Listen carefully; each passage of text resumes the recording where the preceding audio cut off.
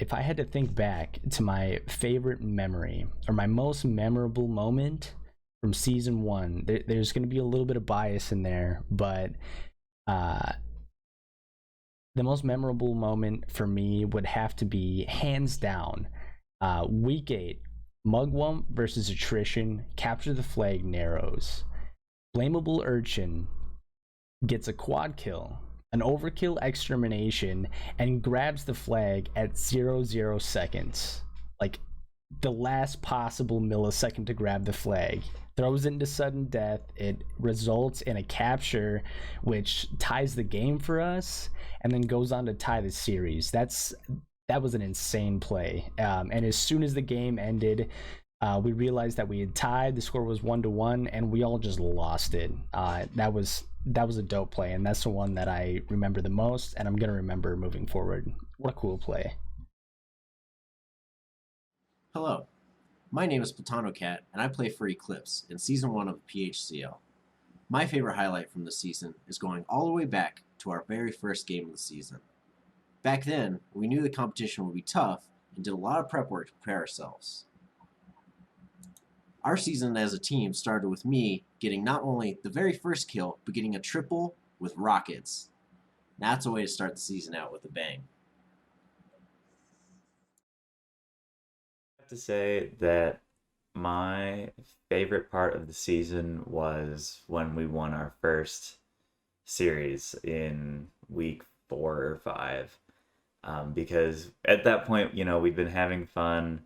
The infinite sucks. Like we had slowly embraced it all, and then we really turned it around and we started to win, and we won in a very convincing fashion too. And it uh, really just didn't even give us a glimpse as to what the future would have, and that we would make the playoffs. So it was really a ton of fun.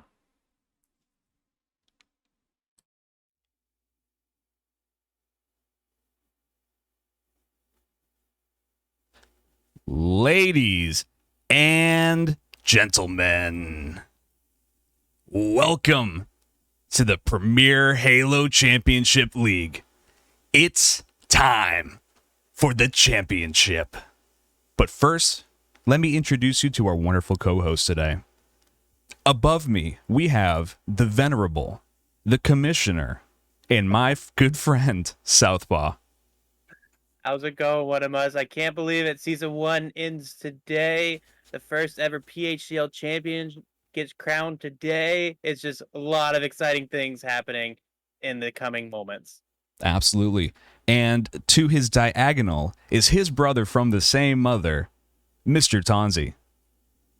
Hey guys, welcome to Championship Sunday. I can't believe Season 1 is already in the books. I can't believe we've gotten to the point where we have 4 shoutcasters for a single match. We're making it big time. I'm hoping you guys enjoy the ride today. It's going to be a good one. Absolutely. And above Tonzi, we have the, I will say, a little ill, but still kicking, and one of the nicest guys I or you will ever meet, Mr. Pure Delight.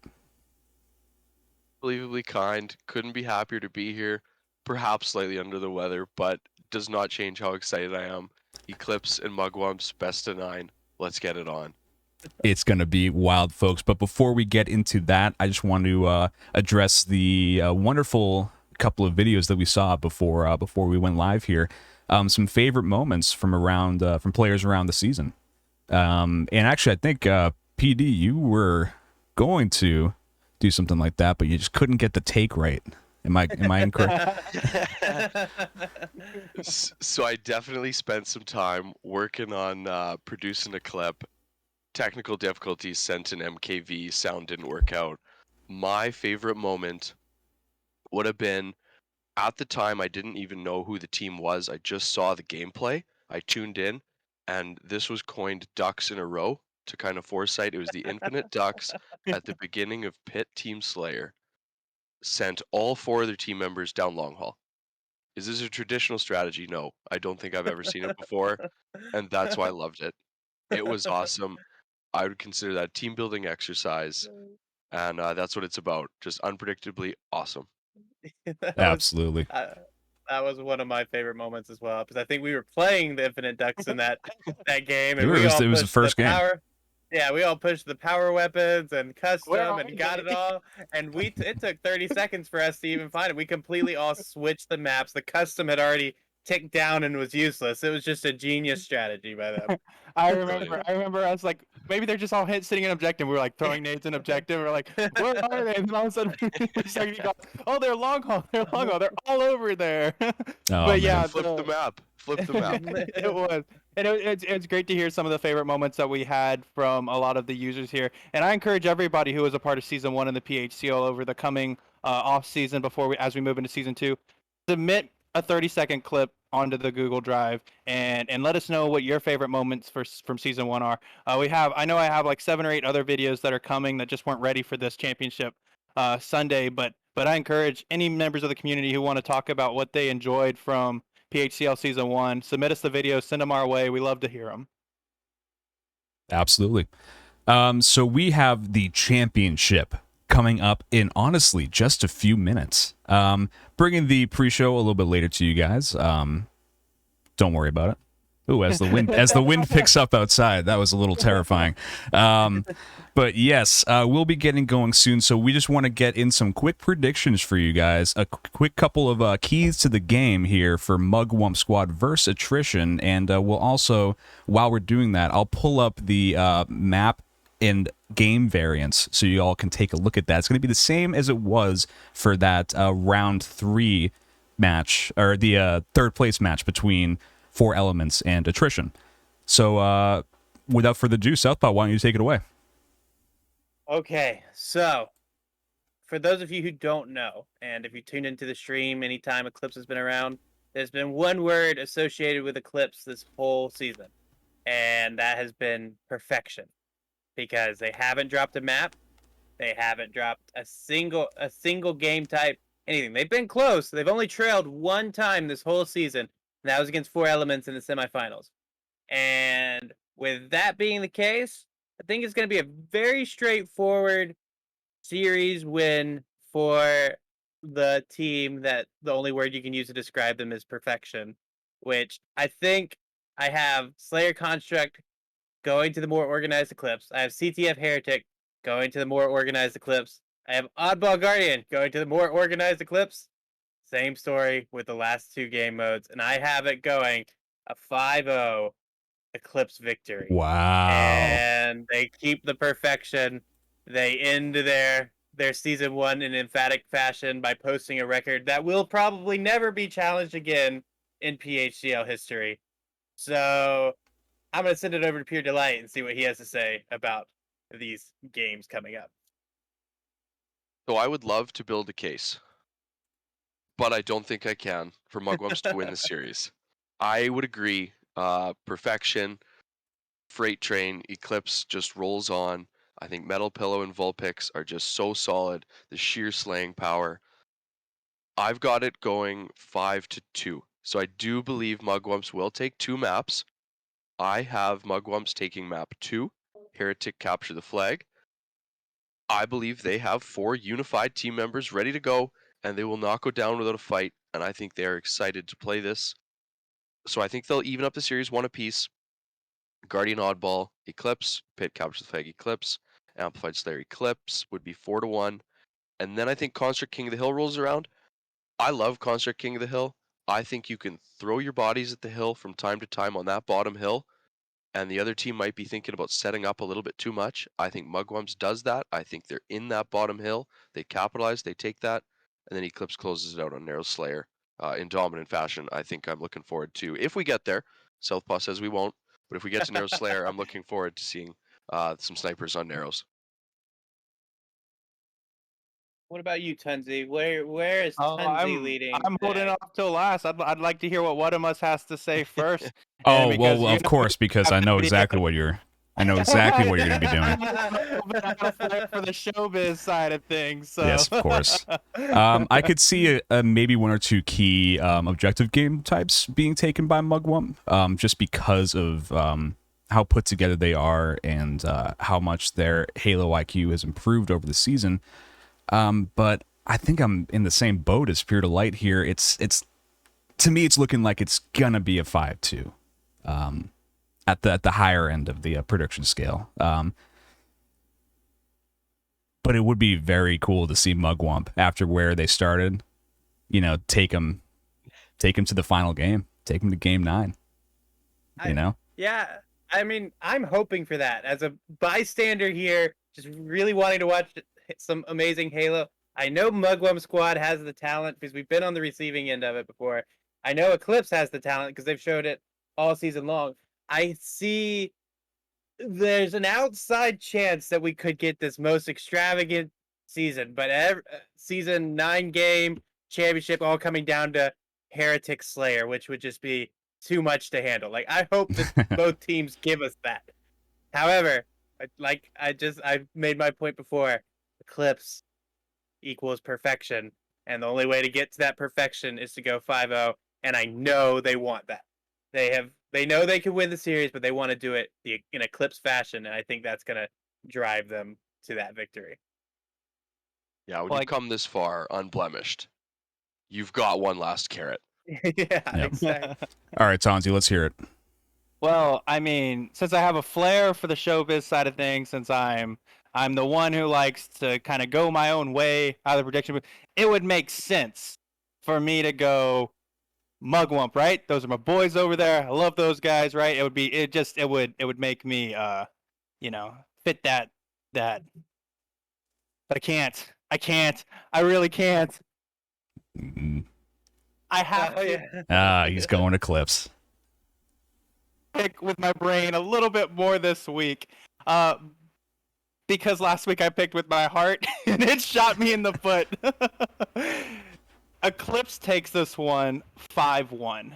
And it's no disrespect for Mugwump Squad. It's all about how good Eclipse really is. And just looking at the map modes that are in front of them here, Slayer Construct could be a close one, right? There's a lot of positioning that goes on that map that maybe Mugwump Squad can take advantage of. But Capture the Flag Heretic, it's an Eclipse map. I really think that maybe we saw some weakness on them with 4 Elements playing them the other week, but I imagine that weakness was the worst thing that could have happened for Mugwump Squad, because Eclipse has been through the video, they've seen what they were doing wrong, and they've corrected it going into this week, so they're going to be even stronger on Heretic Capture the Flag. Oddball Guardian, kind of a crazy one, but 100% about setup. That's gotta lean Eclipse's way. Capture the Flag, the pit. Here's where some toss-ups could happen, right? You can have some sneaky stuff going on, some crazy stuff that you're not planning for, but I think the overwhelming pressure from Eclipse is a lot. Where I think Mugwump has the best chance to get their win and ruin the perfect season, which would be an absolute fantastic accomplishment, is Slayer Amplified. The pure craziness of that map can cause a team to stay in it even if they're not as well organized as another team. We've seen it a couple times this series. And then I think King of the Hill Construct, once again, it's going to be a close one, but I do tilt it in favor of Eclipse. And ultimately, that would be the series. And those 50-50 ones that I talked about, the ones that are kind of up in the air, if Mugwump can take those, it's a series right then and there. Yeah. But they have to prove that they can overcome those win conditions that are going to be laid out in front of them on all those maps. And I don't think it's going to be possible for them to do that consistently enough over a 9-game series to come out on top. Yeah. I mean, I see 3 maps within the first 5 games that if we want this to be the potential for 9 games, Mugwump has to take the 3 of them. I see CTF Heretic. We saw Eclipse struggle, like Tunzi said, but they have been in the room. I saw them struggle against CTF on the pit against 4 Elements. Two maps that are within the first 4 games. Slayer Amplified's a toss-up. Those 3 games, Mugwump, are the keys to your success. If you can bring those 3 games back to Mugwump's side of the map, then it's just a best of 3 series left, and you need 1. Like, you can do it there. So that's your keys to success. If Mugwump wants to take it to game 9, that's how they do it. I don't see them winning the series any less than that. Hopefully they surprise us all, because I don't think anyone's mentioned it here. There's $500 on the line for whoever walks away champion today. So the prize pool is about to get paid out today to one of the lucky winners today, and I just can't wait to see what happens. I am well aware that the prize pool gets paid out today. Don't you worry. But yeah, you're absolutely right with this whole series. I think if you're Mugwump Squad, you have to circle a couple maps and say, look, if we lose badly on one of these maps that we don't have circled, then don't linger on it, right? Because you got to pick your matchups. You got to try to take the games that you have the best chance to take. And if you take those games, that's all that matters, right? You need 5 wins to win the series. It doesn't matter where they come from. So if you circle 5 maps on that list that you think you can take, focus on those maps, have a short memory on the ones that you lose, and just try to take those ones that you think you have the best shot at. I agree. And we're It's a getting beautiful thing. Yeah, we're getting to that point in the season now where both these teams are the deepest squads that the league has to offer, which means if one player is not on for either team, it can have long-lasting impacts because all 4 of the other players can play the objective on the other team. So you got to be ready for it. It'll be interesting to see how teams deal with the pressure because I think really Eclipse is the one that has all the pressure. No one's giving Mugwump a chance to win the series here. I didn't even really give him much of a chance to win a game. And Eclipse wants to keep that perfect season. So they have a lot more to play with their backs against the wall. So we'll see what Mugwump can do. I'm excited. I think the lobbies are getting formed slowly as we're going to be moving over that way. We're going to get a lot of different vantage points. My internet's probably not going to keep up. The only one's internet that matters to keep up is the man that's right below me. So we're going to be looking at him this season. But if you guys haven't watched our stream before, we do everything live. There's no spectator mode in Master Chief Collection, which means we have to MacGyver the crap out of this thing just to bring you some sort of quality. And all thanks goes to Whatamus for giving us the opportunity to do that for you today. While the Absolutely. lobbies are being formed, PD, why don't you tell us who do you think one of the crucial guys are going to be? Who the crucial guys are going to be for these matches on each team? Who are you looking for making the biggest impact on each squad? So for myself, I think just watching the semifinal with Eclipse, Metal Pillow was so fun to watch. I loved the pace at which he played the game. He always seemed to be a step ahead. He knows where the spawners are, and it comes to mind. I remember watching an amplified game specifically that stuck out.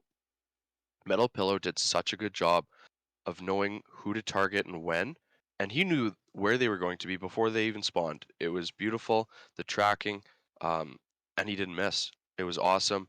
And then as well as Vulpix, Metal Pillow and Vulpix combined on Eclipse are going to do, I think, just a great job of anchoring the team.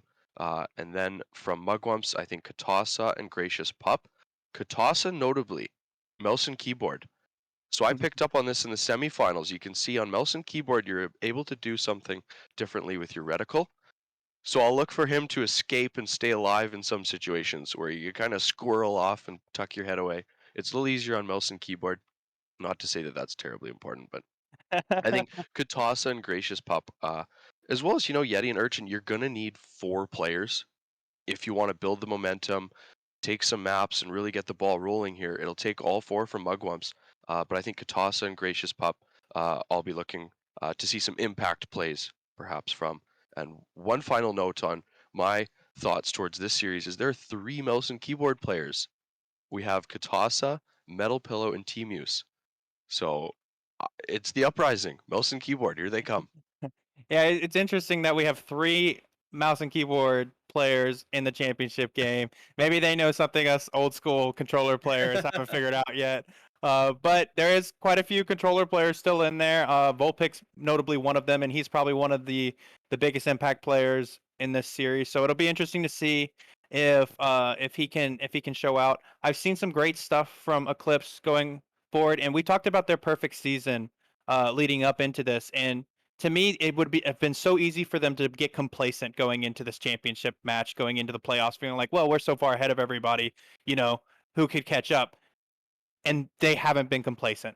They've been putting in the work. They're always around playing. I know that they study their films. I hear their dialogue during matches. I've listened to all of their gameplay during recap shows when I'm editing those videos. This team knows their stuff. They haven't taken a day off all season. But they're coming up against a team who I think is probably working just as hard as they are. And so it'll be interesting to see if Mugwump has closed the gap enough since these teams met during the regular season to become that competitor. And I think one of the key players in this is going to be Charlotte, user Binocular Yeti. Is he going to be hot in this series? Is he going to come out and show that he's the best player on Mugwump Squad? If Char can show that he's the best player on Mugwump Squad today, and Katasa, Pup, and Blamable Urchin can fill in those support roles, then I think anything's possible. But with the talent that they're facing on the other end, it's going to be a tall mountain to climb, and they're going to have to climb it together, and all 4 of Mugwump Squad are going to have the series of their lives. Absolutely. And it looks like the lobbies are starting to form. So before we go any further, I will say we didn't do it last week, but this week for the championship, if Mugwump pulls out the win here today, I will chug this warm Bud Light Platinum. It is warm. It's not cold, but I will. Also, Muford, thank you so much for the follow. Much appreciated, brother. All right, lobbies are starting to get formed. It looks like we're waiting on one more person. Anything before we wrap up? Take a very short break while we get these guys situated and then get into some championship Halo action. I don't think so. I think I'm just ready to get into it. I don't think my internet's going to hold up for this. So it's going to be the wonderful voices of Pure Delight and Tunzi taking you through a lot of this action. And I'm going to be sitting just on the edge of my seat watching quietly with just one stream up. Because right now when I pull 2 streams up, everything goes buggy. So... Oh, goodness. Live television is a wonderful, wonderful thing. But we're going to bring you guys the action. It's going to be a fun ride, and we can't wait to see you for the match. Yes. Oh, hey, before we go into the BRB screen, the wonderful elevator music, should I play the special surprise that we have? Oh, yes. Just to set the tone for everyone, it's if you've watched our stream before, if you've been watching us on Twitter or been hanging out on our Discord, there's a very special store coming in Season 2. And we are very close to launch as we await just a couple more designs to come in. But just to pique your interest, we had someone by the name of Amidships, owner of Intense Apathy, whip up a special little present for you guys. And I hope this gets you pumped for what's to come in Season 2 of the PHCL. Absolutely. Without further ado, here is that.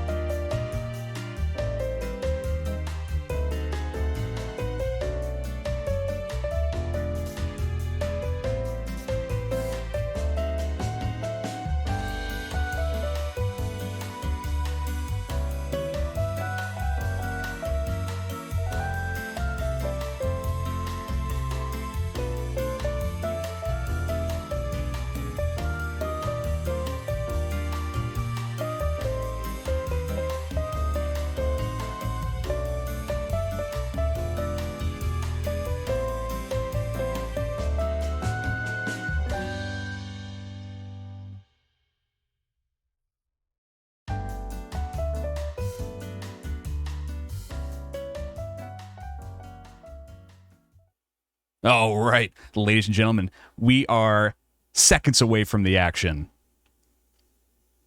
Are you excited? Oh man, I still can't Come believe on. the championship's finally here. It's the I know, championship. We are. We got thinking about the awesome merch that we just saw. That's true. That's I know, true. It's very good. I'm thumbing through my wallet right now, trying to figure out what money I'm going to spend it on. I can't wait to replace this nonsense with some actual PHCL hats. So thank you, Amidships, for creating that store. Thank you, Southpaw, for organizing it all. Guys, get in there, support your organizations, support your favorite teams. When it grab launches. you some merch when it launches. Yeah, exactly. Of course. But I think we're all ready to go. I've been talking to the teams. I'm gonna give Eclipse the go ahead to start. And we've waited since what was it, May, for this championship to start? So Yes. let's see what these teams can bring us in this opening championship for PHCL. My feet are doing a bit of this. All right, ladies and gentlemen, we are going ready, live on Metal Pillow. All right, with Construct Slayer here. Such an interesting debacle. How quickly do you lift? Your teammates can get upset if you leave them stranded on the floor. Let's see what they do. It's championship time, baby. Let's do it. Here we go. I'm nervous.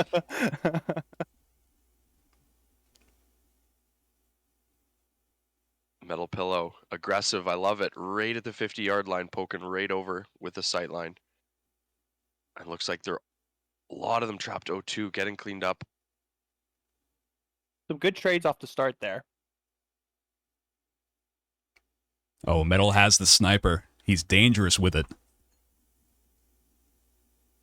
I think the more trades we see throughout this match, that's gonna be the big thing. If we see trades going on, Mugwump's gonna stay in it. But the moment that we see something like what just happened with a nice little run going on by Eclipse, that's the moment where Mugwump needs to slow down a little bit. Oh my goodness, that no scope. He doesn't even need a scope, ladies and gentlemen. But this is what Mugwump has to watch out for, these strong runs by Eclipse that help them take the series beyond reach.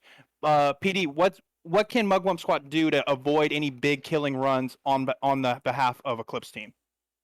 So I think already they're doing an outstanding job. Metal Pillow has the sniper, and they all have lobby control, but it's only 6-4. They're only down 2. When you're trapped gold like this, it is tough. But I think they've been just cautious enough. They're pushing out as a unit. You can tell there's clearly communication going on the other team. Just work together. It really isn't that much more complicated than push at the same time. If you're not pushing at the same time, they're just going to bob and weave you out because there's so much more ability to control lobby and bob and weave. I think patience and unity. Absolutely. For a brief moment there, we did see the Mugwump Squad take the first lead I think any team has ever had over Eclipse in a Slayer game mode. They're keeping it close, 11-8. One of the big things about Mugwump Squad is let's go over to Gracious Pup's stream right now as he's in the middle of some fights with Plato. He just goes down. He's got some support there, but that's 2 kills that go the way of Eclipse, and we see them starting to build a 6-kill lead here, moving forward, trying to build away. But a lot of the kills early on in the game came from the sniper control that Eclipse was able to grab, and it'll be interesting to see how Mugwump prioritizes that going forward. There's a very organized team, but this is what I'm talking about right here. It went from a 8-7 Mugwump Squad lead to a 18-8 Eclipse lead, but we see them grab the power up. It's a proper one this time. Camo is on the map. Let's go on board with Katasa as he's moving across the map, looking to go up close lift to see if he can make a play, create an opening for his team. Now, Vulpix was prepared for it. He saw him come up the lift. There must have been some sort of call out. He hits him with a snipe shot, but the support from Mugwump is there. He sets up the flank very nicely. Metal Pillow being attacked by Katasa here. Katasa's a little bit isolated, but he did a great job using the power up to create an opening for his team. They closed the gap. It's 19-10 now. They need to go on their own little bit of a run.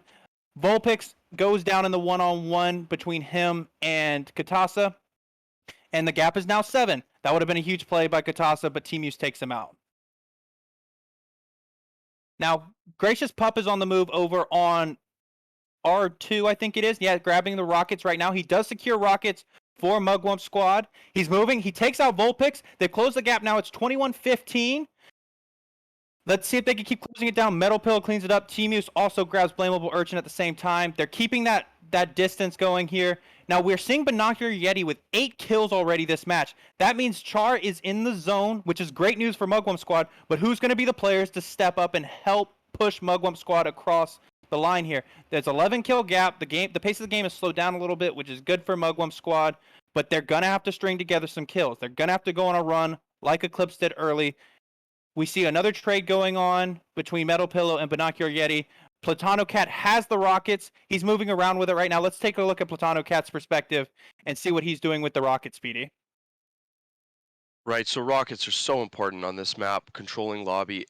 I've seen a lot of great things out of Mugwumps controlling this lobby as a unit in the last minute and a half, but they're just not seeming to get the kills. Eclipse is just sneaking away with their shields and then coming in and swiping from the side when appropriate. 34-18 here. You got to think, as Mugwumps, you're going to need a big push. As we have PlatanoCat pushing gold with his teammates. Wonderful Nice collapse double there. kill from Vulpix.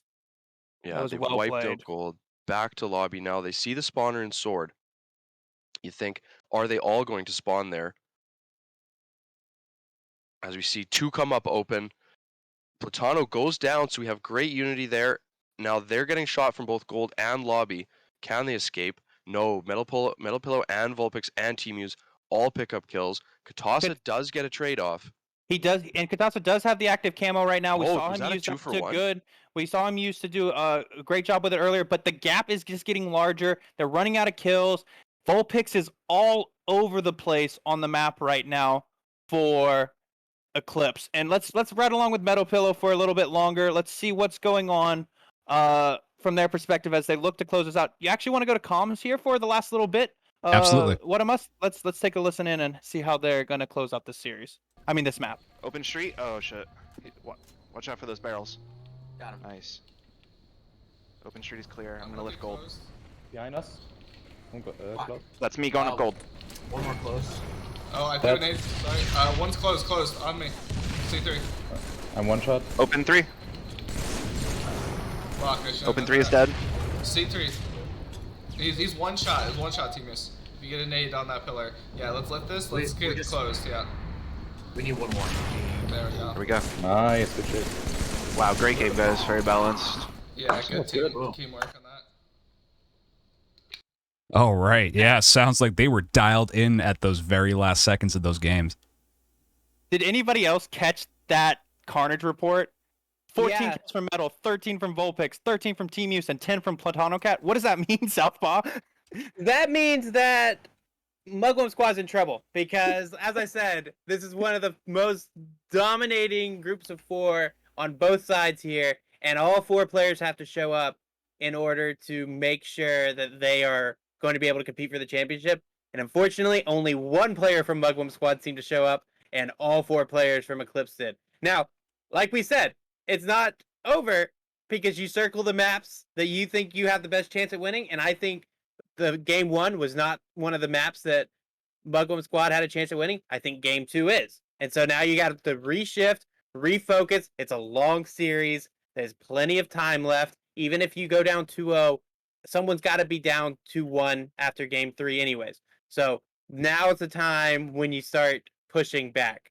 You didn't go the way you wanted to, but now you take your positives that you had and push into game 2. Absolutely. It's truly one of those things that at the beginning of the match, I was like, okay, Mugwump's hanging with them, right? They're doing a good job of trading for kills, but Eclipse just needed to get set up. Their communication was dominant. And if you're coming against 4 players who are just perfectly balanced as far as it doesn't matter if you're running into Metal, T-Muse, PlatanoCat, or Vulpix, they're all going to slay to the equal ability. That's dangerous, and that's hard for any team to overcome in the PHCL because normally we see 1 or 2 dominant players per team and 3 or 4 kind of support players. I mean, Eclipse just showed us that they may not actually have that dominant player as much as we talked about Metal and Vulpix. The way they performed, they showed they're perfectly balanced, and that moves us into capture the flag on Heretic, which that's a scary thought. A team with 4 strong players that are feeling good, controlling a map like Heretic. It could be a long one for Mugwump, but once again, win the ones that you have circled. If this isn't the one you have circled, then you've got to have a short memory and move on. And somebody with way more Halo IQ than me can kind of talk about the way to control Heretic. I'm going to pass that over to PD or Southpaw to really kind of give insights onto what Eclipse can do to win this match. Go ahead and take So- that one, PD. Okay, so I'd like to point out I don't think any of us are wrong to this point. I think we did have Eclipse taking that map. So that's okay. Construct Slayer is a bit of banana land. I think they can regroup on Heretic Capture the Flag. I think Heretic Flag is a map where the team that moves together and is moving at the same time has an advantage, a serious advantage. You can get away with it a bit in Construct Slayer. Heretic Flag, I think Mugwumps has that unity. They'll be moving at the same time. The communication will be great. I think they're going to do a great job of pulling the flags when appropriate. I had Mugwumps taking this map. I think the keys to this map, now Chain Chomp, looking ahead to Season 2, was actually practicing the other day, and we were talking specifically about Heretic Flag. Capture the Flag and Slayer, you do play differently. I do believe they're about to get going. It looks like Okay. PD. It looks like the Oh my the goodness, we are lobbies going right in. ready and they're starting. Let's get it off. on. So let's start off here with Mugwump Squad. See what Katasa can do. I think one guy P3, a lot of guys car. And I'm sending it back over to you guys so I don't overload my internet. I'll take this one a little bit, and I'd love to finish hearing PD's insights onto the way of controlling it. It seems like P2, P3 are probably some of the key things as we see Katasa move car side. It'll be interesting to see how aggressive Mugwump Squad plays this map. We see some nice slaying off the bat here from the Mugwump Squad as car 2 is now under control, but Team Muse is sitting there taking it back. As I was saying, it'll be interesting to see how aggressive Mugwump plays it. Are they going to force Eclipse to break them down and play for that long, 30-minute game mode, try to wear them down a little bit? Or are they going to try to come out swinging? We saw 4 Elements test Eclipse on this map like they've never been tested before, so it'll be interesting to see if Mugwump has picked up on anything, what corrections that the Eclipse has made. As we see some fighting going on over P3, Metal and Gracious Pup both going down. Let's take it over to Metal Pillow Stream, and PD, walk us through kind of what you think he's probably thinking from his positionings on the map. So in the basement, you're often lifting up. It's the safest play. It gets you the best angles quickly. So love that he did. Analyze P2. Do we have control yet? He does see one teammate there who did fall P1. He knows there's P2. So he's looking to establish pink control for his team. You don't need more than one player here. You just need control of it. That's it. So he does a great job of assessing. Now, what are his teammates doing on car? They're still alive. One went down. You got to think they're spawning in the base. The spawns are a bit banana land. To use that term again, I apologize. I like that You term. are spawning basement on top. They could spawn pink 1. They could spawn car. You want to always block the car spawn, which they're doing a great job of, as he does still have teammates there, and he's locking down pink 3. So this is a beautiful position on the map, and you love to see Metal Pillow here. I think mouse and keyboard, he can track quickly, and he can hit his shots, and look at the dominance, taking down Urchin. So they've got them a little trapped in their base. Now you'd like to see them push in, but they're being overrun on car. So Mugwump's doing a great job of coordinating and pushing to take control back. Now, and Metal Pillow even retreating. Yeah, and that Metal Pillow spot being taken by Gracious Pup, who's sitting P3 now, trying to get a little bit of control over the map. Now, what I'm seeing though is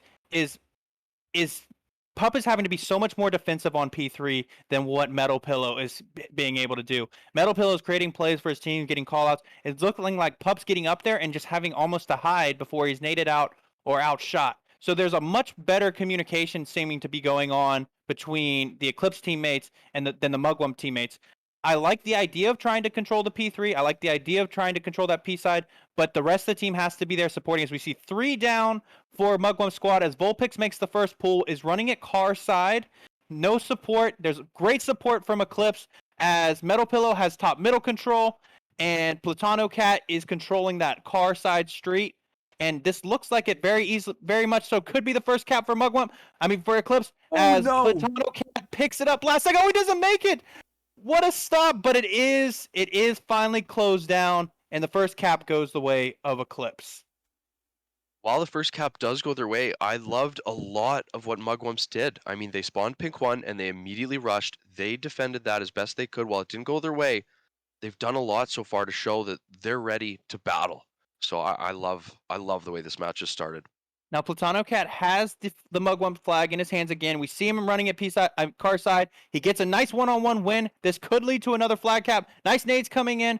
Good response by Pup there, but their flag is in a very vulnerable position, and they are able to recover it, though, which is good news for them as a 2-0 deficit early on. Could be annoying. And Pup is trying to do the counter cap the other way, but Vulpix is there to stop him. Flag is still sitting top car. Can they get a touch? They managed to get a touch. Katasa's moving it across. Blamable Urchin, but 3 down. This is likely going to be a recovery for Eclipse. I like to see the aggressiveness from Mugwump squad, though. Once again, though, we see them in the base. They're grabbing flags. PlatanoCat showing his objective gameplay that helps Eclipse out so much. Flag is sitting just outside of the Mugwump squad base with multiple members of the team down. It's not in a super dangerous position, but once again, we see Vulpix on the top side of P, really controlling the map. And once again, PlatanoCat, if we go on board with him, he's in the base, but he's taking out... Oh, he's within his own base. I'm sorry. I thought he was sneaking back into the Mugwump squad base. PD, why don't you take us to whichever perspective you think is having the most going on right now? I'm jumping back and forth trying to figure out, but this is banana land, as you talked about, with all of this craziness going on. It's hard to keep track of where all the most crucial action is going on. So I think we're on Katasa now, if I'm not mistaken. We'll stay on with Katasa. I'd love to see how Mugwumps can unify. It's so many good things we've seen, but let's see how they can defend, because it looks like they are in a position of defense right now. So you see Platano, as you mentioned, doing some great objective. Katasa coming with beautiful shots. This should open up a window. It looks like Clan Tag Mug there doing a great job of making sure we get the re. So they've neutralized the map at this point. So now, how do you take it over? You've got a couple of them on spawn. You see them pushing car. You got to think there's more, perhaps in basement or sneaking behind you. So Katasa doing a good job. He is wondering, is there someone behind? They've got a flag moving, but they know they don't have numbers. This is a tricky spot, and there's the player behind them doing a great job. He does have a spawner. Now it takes so long to get your shields back. That nade takes Gracious out Katasa as he's making a good run. Is it still? They still somehow. have it. They got the re, yeah. The re, it must have came from above. It must have came from above. That's all I can think of, because it seemed to be quite a few Mugwump players right there, sitting car 1. It's a good trade back and forth. That's a great run going on. A good nade. Did it stick? No, it didn't. It may end up being another cap through Metal Pillow's hands here. He's being smart. He's conserving his shields. And yes, Metal does take the cap to make it 2-0 in the way of Eclipse. Let's chime into Mugwump Squad's comms right now. Let's try to get a vibe for what they're feeling as they're in this 2-0 hole. Metal Pillow's pushing up P2 as well. He's still hanging out P2.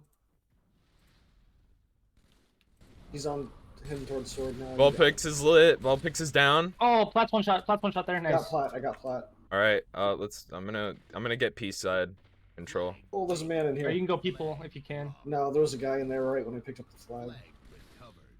Okay, I'm gonna go back and. Nice shot on Metal. Vulpix is lit. Yep. Basement. Vulpix and Plat in basement. Team uses up One top. of them uplift. 2 of them in their base. One on car side. And one C street. Another one in base. Metal's in base. He's focused on me. Team Team use users down. Yep. They're pushing me. They're pushing P side pretty strong. We're set up really good here for a pull. Fuck. They're on P3. They're on our P3. All right, here, Char. I'm grabbing flag. I'm pulling to you. Oh, never mind. Two weak in top base. One down. I got shots on Vulpix on P2. Hey, go support him on car. Go support him on car. Come.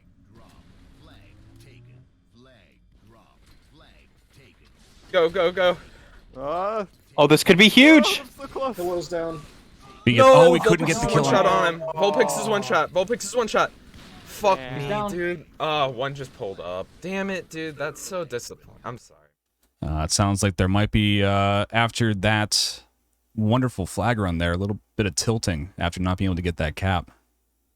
Yeah, I don't know if tilting's the right word, but yeah, absolutely some major disappointment on the side of Mugwump, as they probably saw their chance to tie it up. I mean, to get within one, kind of disappear at that moment. But what I would have liked to see from Katasa and the Mugwump squad there a little bit is just a little bit more patience. They rushed that last little bit of the flag cap.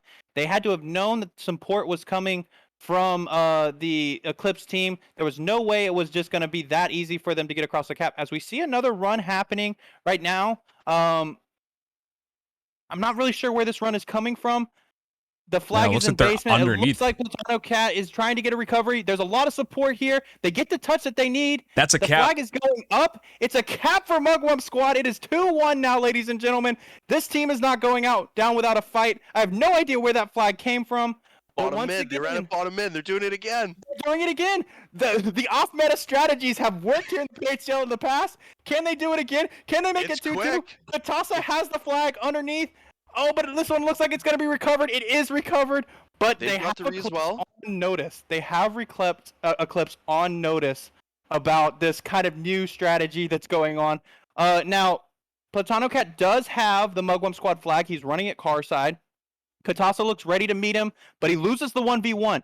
Katasa had the shots in him. He kept running at him, gave him an easy chance for a beatdown. Urchin has no idea where Plato's coming from. Yeti cleans it up, though. What a great try from Platano Cat, though, to try to get a cap for Eclipse. Now, 2-1, 5-ish minutes left to go in the game, barring any sort of sudden death overtime. This is anybody's match now. Mugwump's got to be feeling much better after getting that flag cap. Let's see what Metal Pillow does to really try to calm his team down. He's kind of stuck back in his bubble area. I believe that's what that call out is. But once again, Mugwump squad is in their base. They're running it P side. They took it top P this time. Couple nades coming in, missing their target. There's a lot of support coming this way from Eclipse. They're going to get this recovery. But the flag pressure seems to be coming from Mugwump squad right now. And why do you think that is, PD? Oh boy, so there's probably a bajillion reasons you could think of, but I think it comes down to they're just quicker to get into the flag. I think an objective mindset can go a long way. Like the subconscious, when your thought is get that flag versus get set up on the map, sometimes you can be a little hesitant to actually proceed and advance on the map towards the objective, which Mugwumps has not hesitated in the slightest. And I think possibly, maybe even out of a bit of frustration, we had that flag in our base. We didn't get it. They immediately went back and pulled another one within seconds. And after they capped it, they had another one moving within seconds. So I think it's just a persistence. But now, as we see has the Mugwump squad flag. He looks like he's going to be taking it for cap. Yeti with a chance to win this one-on-one. He stops him. Is there support? Oh, and he threw it. He does a great job getting the recovery. What a play by the Mugwump squad in order to stop that flag cap. The whole team came barreling into the base. They stop a flag right at the objective point, and it's a 2-1 match. Now, there's just a ton of interesting things going on the Mugwump side of the screen. Gracious Pup is up top, but he's getting on P3, but he got shot off of it. Katasa's sitting in the base a little bit. Maybe a little bit of a breath from Mugwump squad at the moment as they try to think about the way they're going to tie this up within the next 3.5 minutes. Go ahead, PD. I'm jumping back and forth between perspectives, trying to just figure out who's doing what on the Mugwump squad team. So it looks like we're on with Katasa right now. I think this is why we play the game right here. You're down 1 cap with 3 minutes to go. You have 3 players alive, and they're all up top. These will be some pivotal fights. See, Katasa goes down on car, but they still have pink control with Gracious Pup, and they have, oh, pardon me, that is their side of the base. They don't have anyone, I don't think, on the other side. So they are retreated just a little bit. Blamable Urchin gets a kill. Pup matches that with a kill. So it looks like it's still even. Blamable Urchin and Pup are on the same team, so that was a nice 2-0 advantage that Mugwump's able to get. They continue to push into the base, but now some kills start coming the way of Eclipse as they're swarming back on the base. 2.5 minutes left. They had some success with that off-meta run it through bottom mid strategy early on. It's just going to take, I think, the Mugwump squad to get a couple kills in a pool right at the right time that they get a bad spawn for Eclipse. Now, Pup choosing not to put shots into Vulpix, trying to go for an assassination there. It ends up costing him where he could have had a 2-shot advantage, take it out. A lot of times we see that with players, right? Trying not pulling the trigger enough, trying to rely on nades maybe too much or those beatdowns. Having an advantage on shots is probably way more crucial than any chance you get on nading somebody out or whatever. So don't ever be afraid to pull the trigger in those situations. Metal Pillow's moving around. He's Urchin grabs the flag. Metal's gonna clean him up though. There's a lot of grabs going on Mugwump Squad's side at the moment, but they're not really turning them into anything as they're starting to hit Hail Mary desperation mode. As Yeti picks up a double kill, let's see if there's any support coming this way to help get Mugwump Squad tied back up. Yep, time is ticking down here. We do have 1 minute and 30 seconds left. Now, Pup is going to have to come up off of this P3 spot that he's sitting in here, and because they're going to have to start going completely at it. He jumps down, has no idea where the surroundings are, picks up a kill, but goes down himself.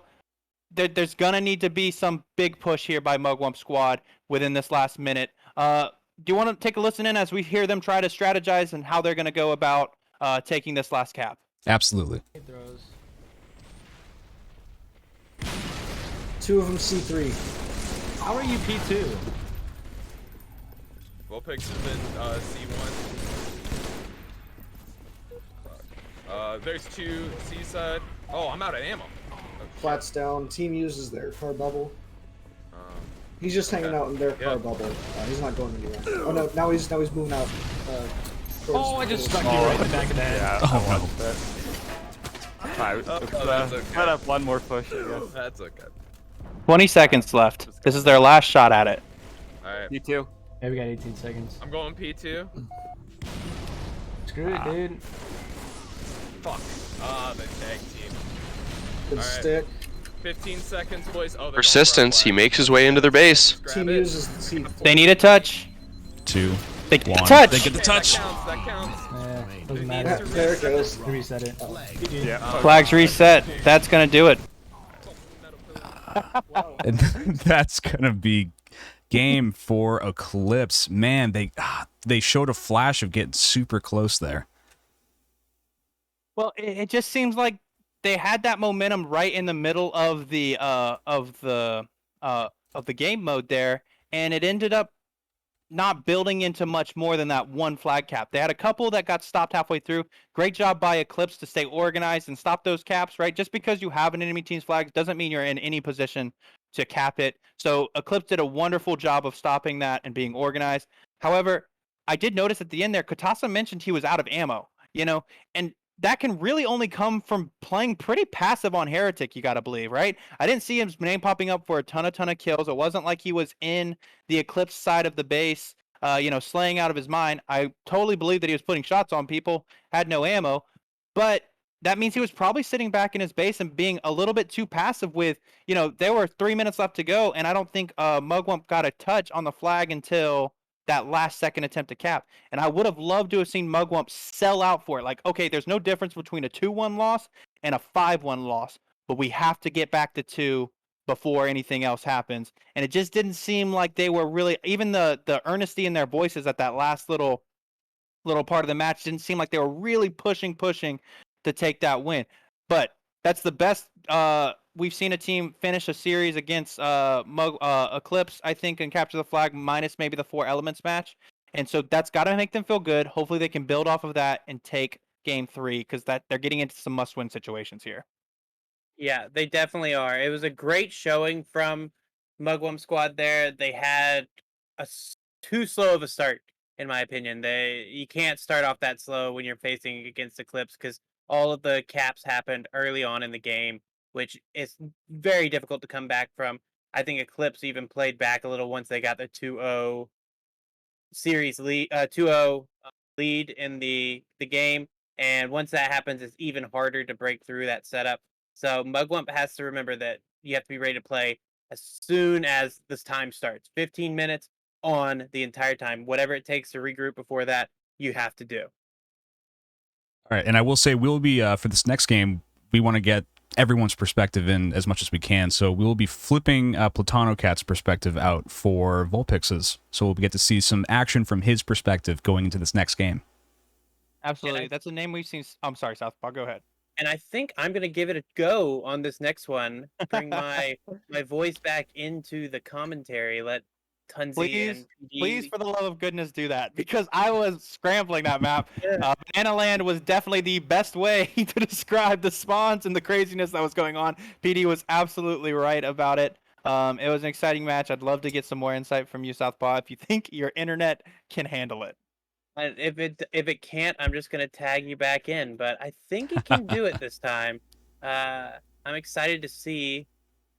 I'm excited to get my voice back in here for this one because there's been some close moments at all points in time of this game, and I think that we're getting close to the game 3 start, which, in my opinion, this becomes a must-win game for Mugwump Squad. You're getting to that point now because it's just you're running out of time. You lost the game that I think they most likely had penciled in that they could win. And once you do that, you have to get it back from another game somewhere. So they're going to have to figure it out and do their best to get that back. Now, Absolutely. Oddball Guardian, what are some of the keys to success for both of these teams in order to win this match? I know on attrition side, we found some success sitting bottom green with the ball there. That's not necessarily a meta setup, but it was something that we found success. Is Mugwump Squad going to need to try to come up with something creative to take this game mode, or do they need to sit with that, try to find that kind of that meta setup that they can stick with?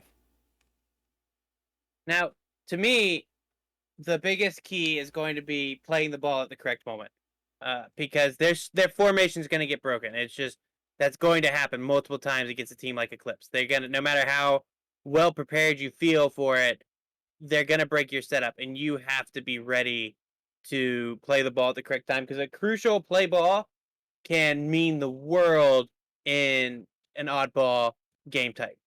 So I think that's going to be the key to success for Mugwump Squad there is once they get that control of the ball, playing it appropriately. Absolutely. And before we get started into this next game, I want to shout out a couple of new followers to the channel. Azrael XL, Jerry Sayo, Breeze, and Houdini's Magic. Thank you guys so much for the follows. We really appreciate it. Welcome to the PHCL. I have 3 streams that I'm going to be watching closely this one.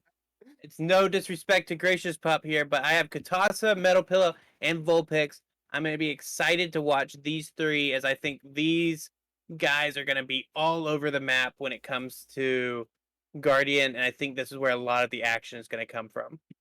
Absolutely. Oh, and another one, Gene Monday. Thank you so much for the follow. Really appreciate it. Now, PD, how important is the sniper rifle on Guardian? So, I think it's massively important. It can be used to completely neutralize the other team. But at the same hand, I think it can also distract a team. You only need one person with it. You perhaps need one other person with that sniper, S2, to help support the sniper so he's not being de-scoped. So have similar sight lines to the sniper, help him protect and let him do his work. But you can't be distracted by it. You can't be thinking, sniper's up in 20 seconds, we need to get to that. The game type will disappear on you far too quickly. So while it can be utilized to completely take over, I think Southpaw, brilliant point about, playing the ball. I think that's going to be massively important, is getting it off when you know you're in trouble. Holding the ball elbow, I think for Mugwump Squad, the elbow setup is a lot more reliable. When you're holding the ball in blue, they can spawn underneath you, they can spawn bottom gold. I think we're going to see a lot of the elbow on the ball and the ability for the elbow on the ball to drop the ball when appropriate and help shoot lifters while watching the sightline bottom middle, bottom gold, and getting information for the sniper, because it's about protecting that sniper from the lifters. And as Flip said in the chat, Ball Guardian is poggers. Ball Guardian is poggers. Can be. Well, the teams look like they're getting ready to go. I think who we should jump on with first as soon as this game launches. I think we got to give some love to the team captain, team owner of Eclipse, who's brought them to this point, and that is Vulpix. Absolutely. So whenever they get going on that, we will. Oh, they're going right now. They are. We have the countdown happening. I want to jump on with Vulpix to start off here, because he's going to be.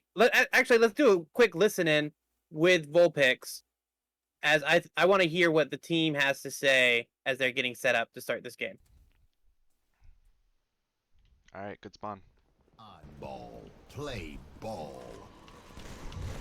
One lifting. Oh no, he canceled. He's lifting now. Here, I got camo. Worked out really well. One blue window, blue window. I died from blue window. All right, I'm gonna push Two blue window. One shot blue window right now. I'm bringing ball back to have us. Snipe. Yep. Do we have green control? Oh shit, Invis. He assassinated me. He's got Muller. I'm dead. I'm dead. They have snipe tower, and they have a free setup right there. Yeah, I'll push Invis free cross. No, I'm S1 right now. No, he didn't have invis. I had invis. What the hell did he get over there? Bottom mid, bottom mid. What the fuck? What the hell? There we go. One shot S3. We can see some frustration coming in as we jump back to regular cams. Let's jump over here with Katasa as they've done a great job getting an early lead for Mugwump squad. You see that they've kept Eclipse on their toes right from the very get-go, keeping them confused. We heard it in the comps. There's that crucial ball play from Katasa, getting a kill as well there. Now they get to set up. They're going to have a little bit of numbers coming back. You have Blamable Urchin ready to pick up the ball, move it to gold. They're looking for a blue setup here. It's a great drop down on S1 to get the kill. You see a lift coming in to Snipe Tower. Gracious Pup grabs the ball quickly and moves it to gold. You see Katasa putting down that covering fire to try to get blue set up here. But we see just a great job there, sacrificing himself to make sure that the kill is secured. 2-on-2 right now. And let's jump back over to Metal Pillow and see what he does coming off the spawn here to help get Eclipse back in this one. What a perfect start. You did hear the confusion. They thought the other team might have had camo. Yeah, You exactly. couldn't have drawn up any better, and they were so quick to perfect play ball, like you mentioned, and they were ready to grab it again too. They played it, and no sooner they had it again.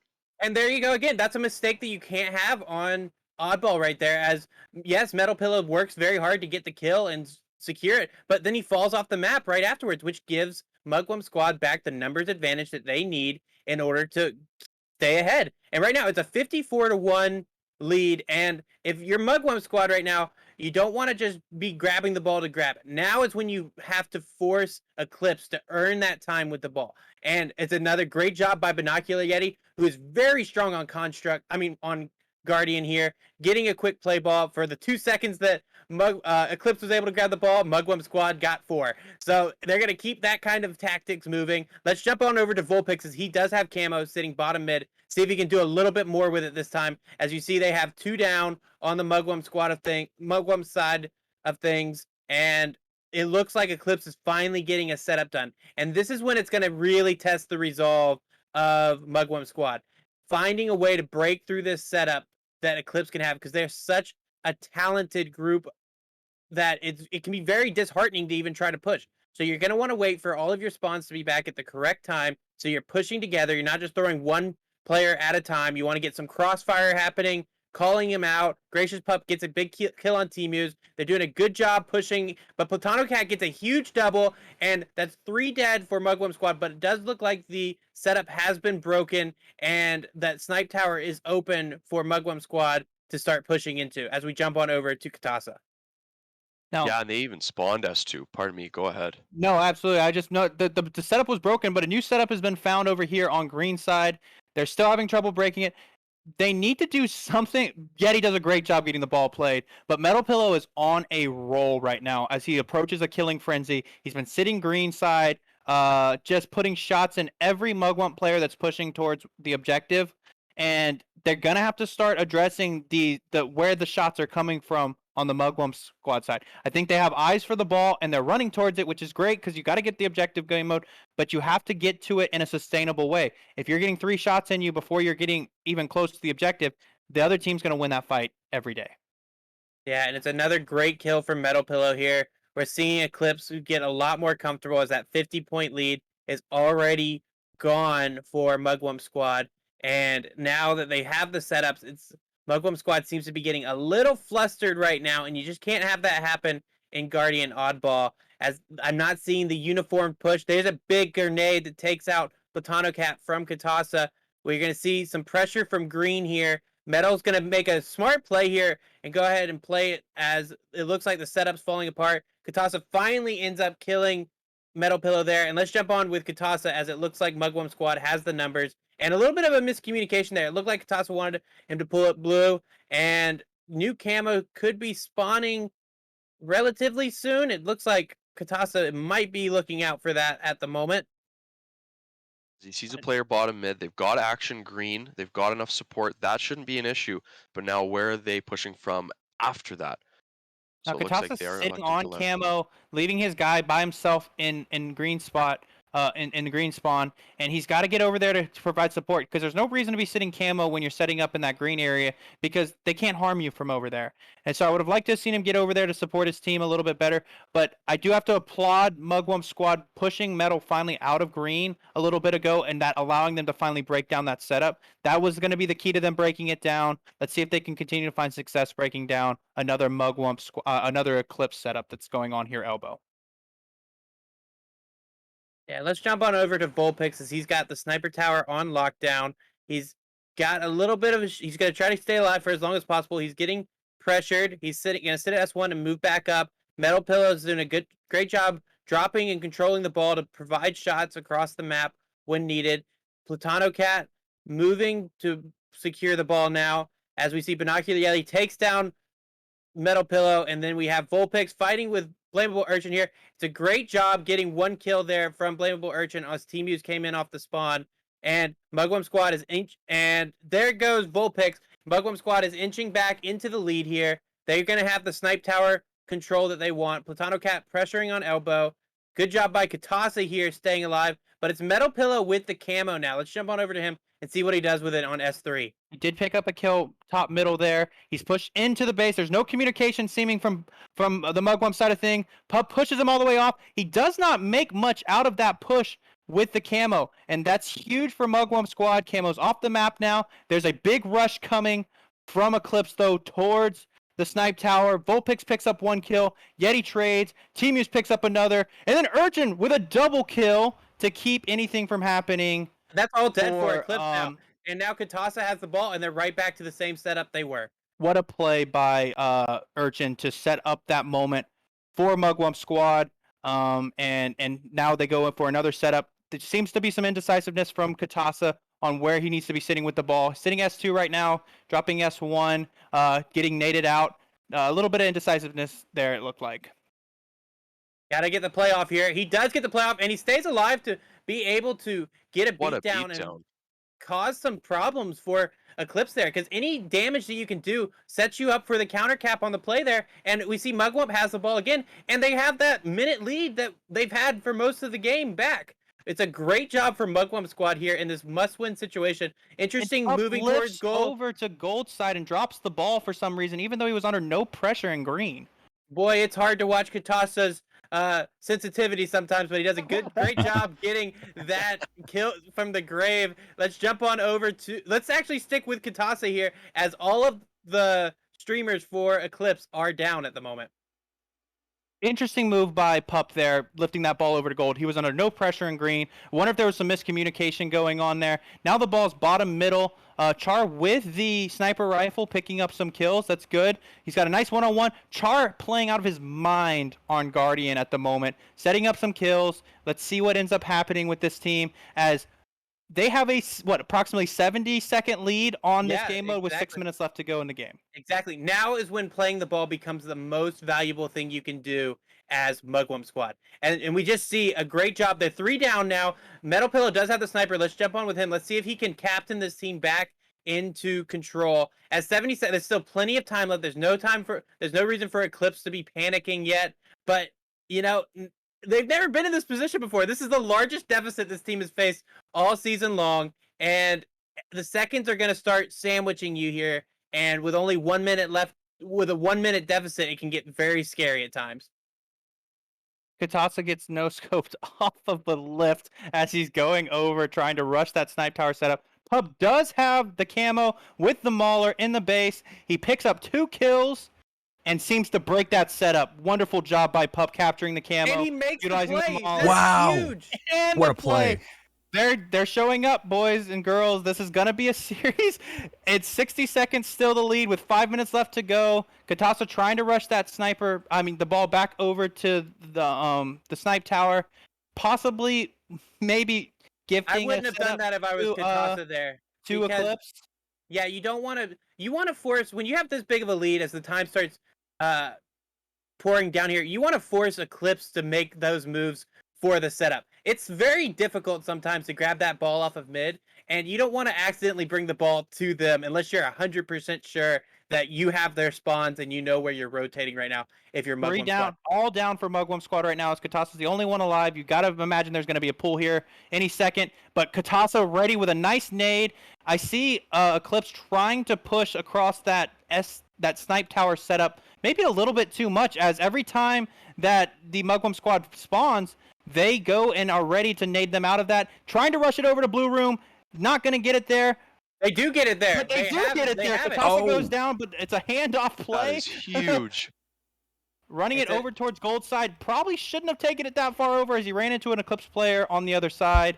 They're getting pinched pretty hard here. It's going to be really hard for Mugwump to play a ball in this situation when you're sitting in Blue Room. We see Metal on the window. He's the one who plays the ball. Threw it. I think he actually does a favor for the Mugwump squad in that situation. I think Vulpix had his help there. I would have not played the ball if I'm Mugwump squad there, but you never know because now you're sitting down with 2 dead. Metal does have eyes on the on the camo. He's gonna have to be gracious pup for it, staying alive, which is good. But now you're starting to get a little bit more pressure. 50-second lead, only 3.5 minutes left to go. Mugwump's gonna have to be on point right now to close this out, but Eclipse is gonna have to be even better than how Mugwump squad is at the moment. Now, once again, we see Eclipse taking it to Snipe Tower, and it getting broken again. Now, ball is sitting S1. There's still 2 Eclipse players in the Snipe Tower, but I have confidence in Mugwump squad being able to break down a Snipe Tower setup. I would love to see Eclipse try a different setup on a different part of the map, seeing if they can stop Eclipse, seeing if it's easier for them to hold out maybe in a blue setup or a green setup, something different. But right now, they're closing the gap. They're making me eat my words. I'm giving Mugwump squad the commentator curse as the gap now was within 30. Yeah, and Mugwump has to relax a little bit here. They're trying to get to the ball as quickly as possible rather than waiting and making sure they have an appropriate number to push with in order to secure the control. And Metal almost played it there, but he did stop it. It was very close to making a play there that would have been really just tough for the team if they lost that play there. Let's jump on over with Vulpix. Oh, as he dies, actually. Let's jump with Katasa as there's 3 down for Eclipse. Looks like it's finally been broken. What a great job by Mugwump squad to break the setup and keep their lead intact with 2 minutes left to go in the game. Ball's back in the middle of the map. Katasa's getting some much needed seconds. Every second is huge right now if you're Mugwump squad. He's taking shots. He's surviving a little bit, but he stands in a spot where he can get shot from across the map. He could have probably taken it around the corner there. Char just jumps off the map. He just doesn't. Instead of playing, he just jumps off the map with the ball. There's not even pressure. He wasn't even being pressured at that point in time. That could be a huge mistake. Yeah, those 5 seconds, that can mean absolutely everything when it comes down to the end of the game. There's a 30-second lead, 90 seconds left to go in the game. Every second matters if you're Mugwump squad, and even more so if you're Eclipse. That 30-second lead can disappear very, very quickly as we see Eclipse starting to already chip away at it. It's a 20-point gap now. What is Mugwump going to do to break this setup? We see Katasa lifting over. He has a rough nade to start it. They have him elbow. No snipe control. Oh, there is actually a Metal Pillow sitting in the snipe tower for the assassination. 12-point lead. They're going to take the lead here. They're going to take the lead here. Mugwump squad has gotten too scattered on their pushes, and they're starting to get a little bit more frantic. You wouldn't even guess that they were the ones in the lead right now. It's a big play. They got the lead, so now it's a 1-point game with 50 seconds left. Oh my goodness. Can this be the moment? Char does get the grab here. It's big. They got the lead back. Every lead you can get is huge, even if it's just for 7 seconds, 8 seconds. Char's holding onto the ball. This could be the most crucial play. He's got to play it. Gets the huge play. 11 seconds separate him right now. Team Muse is ready for the ball as soon as it comes up. If he can get something here, the time's ticking down. I can't even speak right now. Only 19 seconds left, an 11-point lead, and it's going to be PlatanoCat picks it up. There's plenty of time. They're going to have to break it. I don't think there's anyone in position right now if you're Mugwump squad. 4 seconds separating. 3, 2, 1. They take the lead with 4 seconds left. There's a 1-point game. They have to touch it. Grab the ball. Oh, he don't get enough Oh! of it. That's game over. It's a 1-point win for Eclipse to keep the perfect season alive. Oh my goodness. 1 point. He picked it up and was immediately killed. It was not enough for Katasa at the very end there. Oh my goodness. Oh my goodness. Wow. I'm speechless. Yeah, I can't, guys. Like, Oh my goodness. what? Oh, I don't even know what to say. I think we have to A agree. battle. Oh my goodness. Eclipse. You danced with it and you still came back on top. What resolve from that team. What a heartbreaking moment for Mugwump and Mugwump fans everywhere and all you mathematicians out there that were counting alongside of us. Oh my goodness. I mean, if we were on Katasa's view right at the end there, he picked up a double kill right as time was expiring, and he was 1 second was left on the clock right before he was about to touch it. If he would have got that touch, we would have had a tie on Guardian Oddball. And I hate to be that guy, but we talked about it, how 5 seconds can make the difference in this match. And we had that moment where Char jumps off the map under no pressure. Sure. I mean, and obviously, right, it's the map is the culmination of the entire game, right? That 5 seconds doesn't cost you, the game in that moment, right? Because there's hundreds of seconds that you have an opportunity to score points. But if you're Mugwump squad, you can look back at that one moment and be like, dang, if only we had just made just a slightly different choice in that moment. But man, that was I couldn't have asked for a better series. Yeah. It's 3-0 now to Eclipse, though. We have to remember that because I think Mugwump squad's heating up, but they've created a mountain for themselves to climb. Exactly. PD, what was the term you used for the Charlotte play? I believe it was slippery boots. Yes, yes. I'm a big proponent of if you fall off the map, you just slippery boots. Moving on, slippery boots. It was so close. Halo 3 is a beautiful game. There's so many small intricacies. One of them is like you can hang on to a ledge. If you've got a ledge, you can basically be at the bottom of it and be crouching and still jump up. But he had some slippery boots and he couldn't quite maintain it. But oh my goodness, I thought Mugwumps did so many things right. They were so on the ball, literally. Yeah, well played, Right sir. when it was spawning, they were picking it up. They were pulling it. They were playing it when they needed to. I think maybe it just got a little dicey towards those last 2 minutes. But I mean, you guys are all correct, and it's a 15-minute game. You can't look at one item and say that's the reason we lost. It's a 15-minute game. There's thousands of decisions that were made, but a beautiful game, and wow. Got my heart's still racing, man. And I couldn't believe what we were watching. If anyone was looking at our graphic before, I do want to apologize. We did have the wrong graphic up. It is going to be Amplified Slayer next, as the CTF and Amplified actually switch in our best of 9. So we are going back to Slayer on Amplified here. Game 5 will be CTF on the pit. That's right, and that's my bad, because guess who made that graphic? Hey, at least perhaps was spelled correctly this time, right? Yeah. No. Oh my goodness! What a game! How do you bounce back from this if you're Mugwump squad? I mean, how do you come back and say? Do you say, "Oh, we were so close. Let's go get this next one"? I mean, how do you not sit there and think about the difference that a second makes in defeating the perfect season that is Eclipse? I think what happens, and to me, any other game mode coming up, it's easier to ride the momentum. Amplified Slayer is so crazy. It's going to be very hard for Mugwump to use a lot of that momentum because you're going to be dying and changing up so many times. This is going to be about a 3.5 minute game most likely, which is going to result in high intensity action and whatever momentum you have to be quickly turned back around. So it works both ways for Mugwump squad here. So we'll see what they can do. Oh, and I see some stuff in the chat going right now, and I just want to make sure we take some time to address it. The Premier Halo Championship League is a league for everyone. If you are new to Halo, or if you are a seasoned, semi-professional, almost professional, aspiring gamer, this is the league for you. We tier the league so that way everybody can compete and have fun.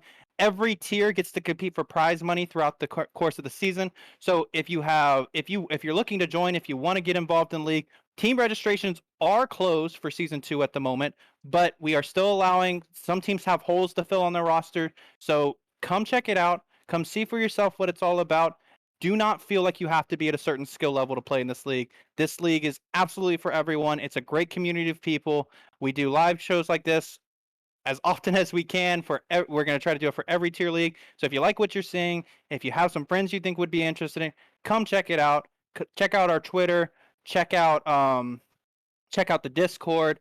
Go look at all those things. See if it's for you. I encourage everybody to at least give it a try. Absolutely. It looks like the lobby might be getting ready. Yeah, I mean, if they would just check their messages, they would know to go ahead and start. We're having too much fun in the pregame lobby. Of course. It's saying, yeah, I think just waiting for South, and you're sitting there spamming the messages. I'm spamming their messages. You're good to go. You're poopy poop less than 3. You're poopy poop. Ooh. Strong words. Strong words. Let's all right. go. Looks like we're getting into I it. want to jump on Katasa's stream here after just being so close to being the hero of the entire Mugwump squad organization and probably the entire PHCL to take down the ruthless overlords that are Eclipse in one game.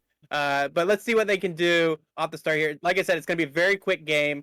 And thank you, Tunzi, for shouting out all those people asking questions in the chat. Let's give them a show here, Mugwump squad. Bounce back. You guys are riding the highest momentum you have right now. We see Gracious Pup pushing towards the P2 side. Vulpix immediately getting height on P Attic over there, and it's a quick 2-kill lead for the rest of Eclipse as they're pressuring into gold. Team Muse catches Katasa by surprise. You see the crazy beatdown, thinking they're closer than they are, and it's a perfect start for Eclipse, and that's not what you want to see on Amplified. Now, looking across on Metal Pillow stream, we see that, I mean, it's 7-0 now. I circled this map for Mugwump Squad because of the pure chaos that is Amplified Slayer. But the organization of Eclipse is seeming to overwhelm that chaos. As I'm watching Metal play here, he was sitting up on P3 for the longest time, or P Attic, whichever call it you want to make it, and he was jumping down to this platform right there, top mid, checking that P2 spawn, getting back up to P3, and there were 3 or 4 times where he called out the spawns that were where it was right where Mugwump was going. He knew where they were going to be almost. He was ready for it. He set up the kills for his team, and 14-2 lead to start off. The chaos of Amplified is falling right into the plans of Eclipse. So PD, how do you get back into it when you're down 13 in Amplified right now?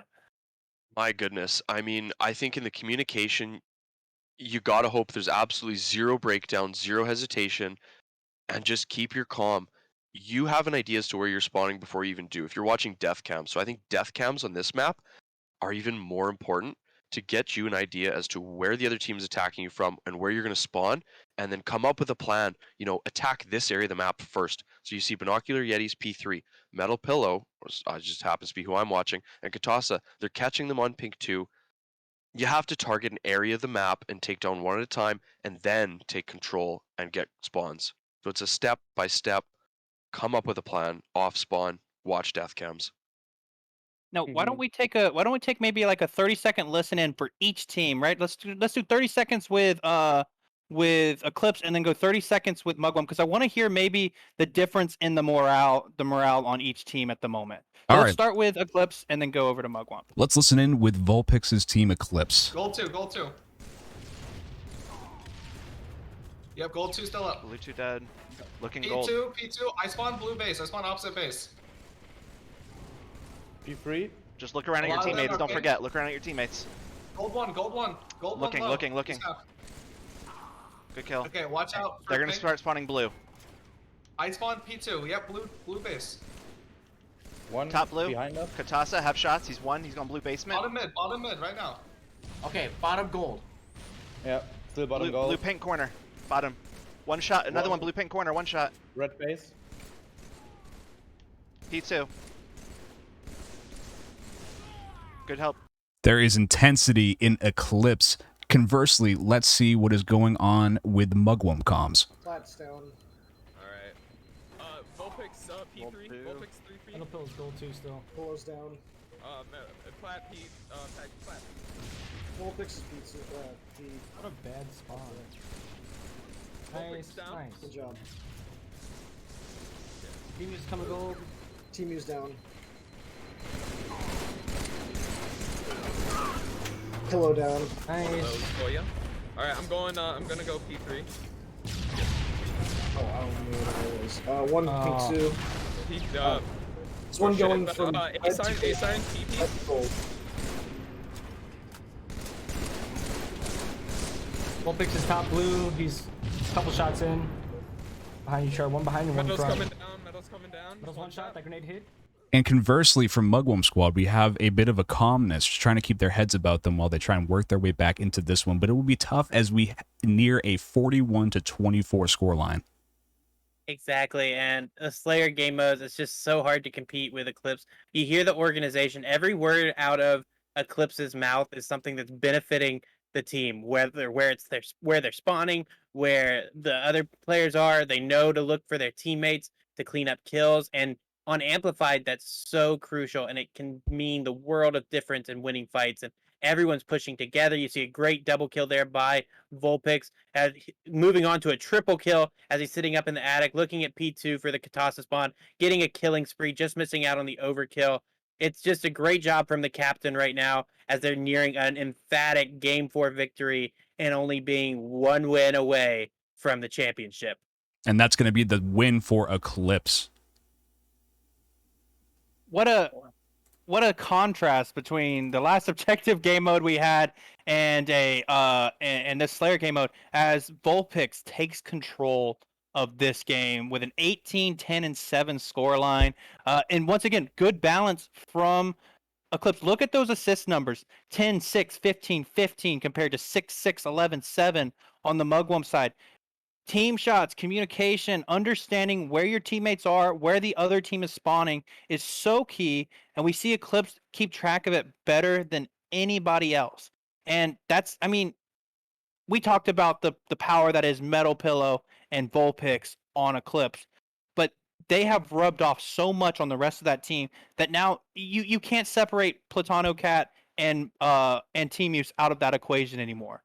You know, you can't say that they're just support players. The way they performed this series, their Halo IQ growth since the beginning of the season, they are just as crucial to the success, if not more so, to that team than any other member. Yeah, exactly. And, you know, this is one of the maps we had circled as Mugwump Squad potential to win. I think there's no bigger map for Mugwump Squad, not necessarily just to avoid losing the championship, but also to, you know, take away that perfect season from Eclipse. I don't think there's going to be much delay in the start of this one. PD, do you have anything to add before we jump right into the action of this one? I think that they did an exceptional job. Every call out was they're spawning here, I'm spawning here. It was all related to spawns, and I think they just did an exceptional job. They perhaps were just one step ahead, and that's all it takes. When you're one step ahead on Amplified, it's so hard to shut that door and open your own and go left when they're all coming from the right. But capture the flag. One more chance to end the perfect season. Capture the flag pit. Are they going to do ducks in a row? How do they open? I mean, it might be some off-meta stuff that we see here. I mean, Mugwump has to throw it all at the wall here. You know they're going to keep track of the power weapons. You know they're going to keep track of the custom spawns. But what are they going to do that's going to catch Eclipse off guard? Because if they try to go meta strategy versus meta strategy against Eclipse, they're going to lose. The Eclipse is just too strong right now to win in a head-on fight. Mugwump has to get creative.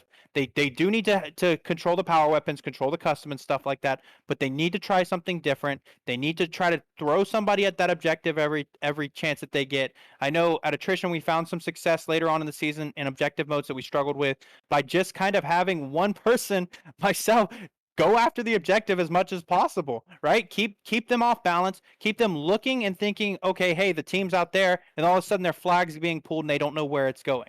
Stuff like that could catch Eclipse off guard, but it has to be communicated well. It has to be done properly, because those three other players who are maybe having to hold off the Eclipse push are going to have to be on the same page. They're not going to be able to push out and put themselves into some bad positions, because if bad positioning starts happening, Eclipse is going to start to steamroll. Yeah, I know, and I think the air might all be out of the sails of Mugwump squad at this point. They've missed two huge opportunities, in my opinion, on Heretic and Oddball.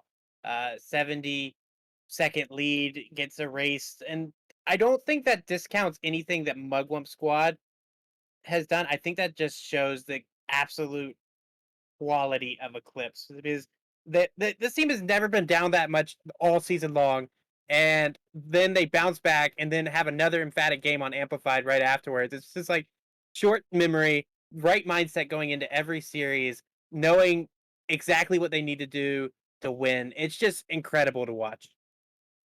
Absolutely. And I have to shout out the amazing viewer numbers that we've been getting throughout this championship stream. Not only are we pulling approximately 40 viewers throughout this championship, I'm looking over at some of the other streamers and I see, a couple different people watching Metal Pillow and Vulpix and Gracious Pup. And I see Katasa over there pulling 20 viewers for himself on his stream. So I mean, almost 75 80 view. No, I'm terrible at math. Almost 70 views. 7,000 people. Almost a million people are tuning. But there's a great amount of people tuning in all over the different streams that are going on that are PHCL related within the Master Chief Collection, and that is amazing to see. It makes me very happy to see that these teams' hard work is being awarded. It's being shown. They're playing for cash prizes. They're playing for the pride of being the first Premier Halo Championship League champion, but they're also doing it for you guys, right? This esports style show that we get to put on for you guys, and what they get to experience only happens with the support that we get from you guys, and I think we're actually getting going. Yes, and there's one streamer and one streamer only I want to watch at the start of the pit, and that is Mr. Metal Pillow, because there's a wonderful sniper that's going to be waiting for him at their S1, and he's going to be looking across for that sniper battle, and I can't wait to see You are a Mugwump player, duck and cover. Duck and cover right now, because I know exactly where Metal Pillow is heading, as he says, move out of my way, Team Muse. I'm going to nade their S1, get that advantage, and he's looking at Blamable, misses the shots, and that's all he needs to get his sniper. It's a quick kill on Vulpix, though. That's a good start, and the custom was charging up, or else that would have been a very, very dead player on the side of Mugwump. Good job by Blamable, keeping the pressure on S2. It's going to allow for the custom to push up and gain control. That's exactly what you want from Mugwump squad, is to make sure you attain some of the power weapons. And good lord, oh my goodness, a huge shot from Metal Pillow, as we continue to see the dominance that is mouse and keyboard sniping in Halo 3. If you blinked, you missed it. And if you blink again, you'll see another one. And here we go. Oh my goodness! I'm sorry. This is what I'm talking about with this Eclipse team. The skill level is just so high, and there's great skill on Mugwump squad. But if you're gonna go toe to toe with these guys, if you're gonna let Metal get in these dangerous positions with a sniper, you have to do something to draw his attention away from your team. Right now, Vulpix has the flag for Eclipse. They're trying to stop it, but this sniper with Metal Pillow is just absolutely filthy. It's just they have to do something to stop what him. he's doing right now. It's insane. We can't even go away as he gets a triple. His overkill is right at long haul. If he would have just turned a quick, goodness, a little bit quicker. Right there. And this is going to be the first flag cap, as Metal is ready to be crowned champions of the PHCL with the way he's playing at the moment. Emphatic start. I can't even imagine a better way, a better use of the sniper rifle. Like that's just absolutely filthy work. He's finally off the map as he dies for the first time, but the 1-0 series, the 1-0 game mode lead is there. Metal Pillow moving up to S2, taking out Katasa, really controlling their objective side of the map. Mugwump has to come to them. They don't need to do anything overly aggressive. Pup is pushing through long haul right now. But he's being passive as well. It's really hard to push through unless there's pressure coming from other sides of the map on the pit. And this is what I'm talking about. If they're going to try to push through and have their presence be known, Eclipse is going to just out-BR them, out-power weapon control them, and they're going to have to get creative. Good kill by Pup there as he takes control of Green Hall. Yeah, and let's jump on over with Katasa. He's got custom sitting at S2 right now, flanking Metal Pillow. He's going to jump down. He gets the assassination. That's great. No damage taken so far on his custom, which means he could get a nice flag pull here. He's going to have to beat Platanocat here. He does still have a little bit of custom left. Metal Pillow should be spawning in. It's an unfortunate needle spawn, but Katasa does a great job staying alive. The flag though. That's unfortunate. All that matters is I can't sometimes keep up with Katasa as he just is shaking around all over the place with that sensitivity of his. Double kill. Do we know what sensitivity he does play? I believe he's on mouse and keyboard, so he just plays at whatever is the highest. Right. He just plays on Unbelievable. maximum G. He plays on fighter pilot level. The way he moves around that reticle is just amazing. I think we're gonna have a disclaimer on Katasa's stream from now on for anyone that experience may cause dizziness, motion sickness of some kind, other things. Because man, can he do it? And let's jump over. One person we haven't checked in with a while is Vulpix, as he's leading a push with Team Muse through long haul. Let's see what they can do here. Katasa shut down the early push through the middle there, but they have long haul control, and Gracious Pup quickly takes them both out. That's 3 down for Eclipse now, which is exactly what you want if you're Mugwump squad, to be able to push and set up control. And we saw this last time in Capture the Flag. Mugwump squad was extremely slow off the start, and that resulted in, Eclipse taking advantage early. Unfortunately, you don't have 5 caps to wake up in CTF the Pit. You only have 3, and they've already gotten 1 of them. So they need to wake up quickly here and make sure that they don't only have just 5 minutes of control of this game. They have 10 minutes of control of this game. Absolutely, and I'd like to see them play across. It seems like a lot of the pressure that Mugwump's pushing is coming from that custom side of the map with the snipe towers, where the dangerous Metal Pillow sits with the sniper. I'd like to see them maybe just some distraction gameplay as they try to get eyes looking elsewhere. Maybe sneak some flag runs, because communication is at its peak with Eclipse on game modes like this. We saw it when Katasa beat down assassinated Metal Pillow and got into the base. And we see Katasa right now running it. Long haul. He's moving it across. He's got it over to his side of the map. He's got no shields left. It hasn't recharged. He doesn't quite get it to plat. He's got a teammate there, though. They didn't take the shortcut. They seem to be taking it the long way around to try to get it into the base. Would have loved to see them just jump up on the platform there, as they're all just getting cleaned up right there on the flag. A touch needs to happen soon.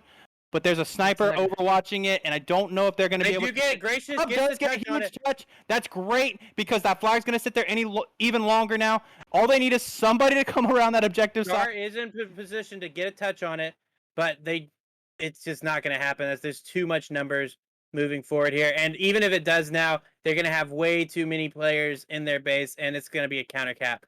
Unfortunate happening there by Mugwump squad, as when you don't take it over platform, you're still susceptible to all the shots from long haul, and that's what we saw there.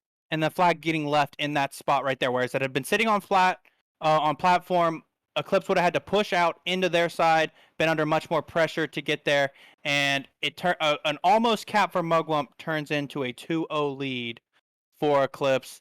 And Metal Pillow is taking the sniper once again. Maybe let's take a listen in as Eclipse is trying to push through the last little bit on their way to a championship. Rock's down. They just burned Ovi. They burned Ovi. Okay. Ritual should be spawning shortly as well.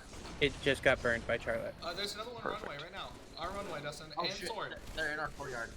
Okay, last one's on. Nice. He's We dead. cleared He's him. dead. We cleared him. Snipe's down on my axe, by the way. I'm gonna go get the sniper. Yeah. Okay, so let's take training, Dustin. One green box. Their green box.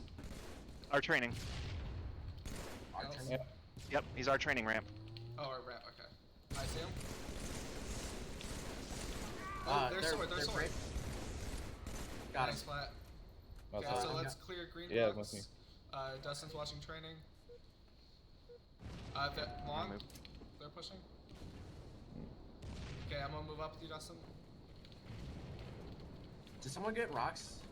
Oh, they got rocks. Okay. They're training. Who had them? They're training. They're pit ramp. Okay. There's one there training. Long. I don't see long. Yeah. They're back down. Oh, one more there.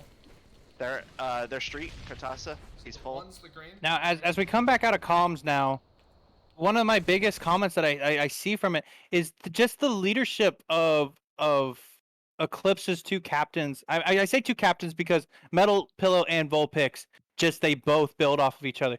You hear them both directing different things, talking to each other, saying, Vulpix, you watch this, Metal, you're watching here. And that just allows T-Muse and PlatanoCat to know exactly where they need to be at all times. And it allows, Eclipse just to always be one step ahead of Mugwump. You hear them calling out spawns, you hear them calling out where they're moving to, where their teammates are, where Mugwump is in a double kill with the sniper from Metal Pillows. I just picked it up off the side of my screen here.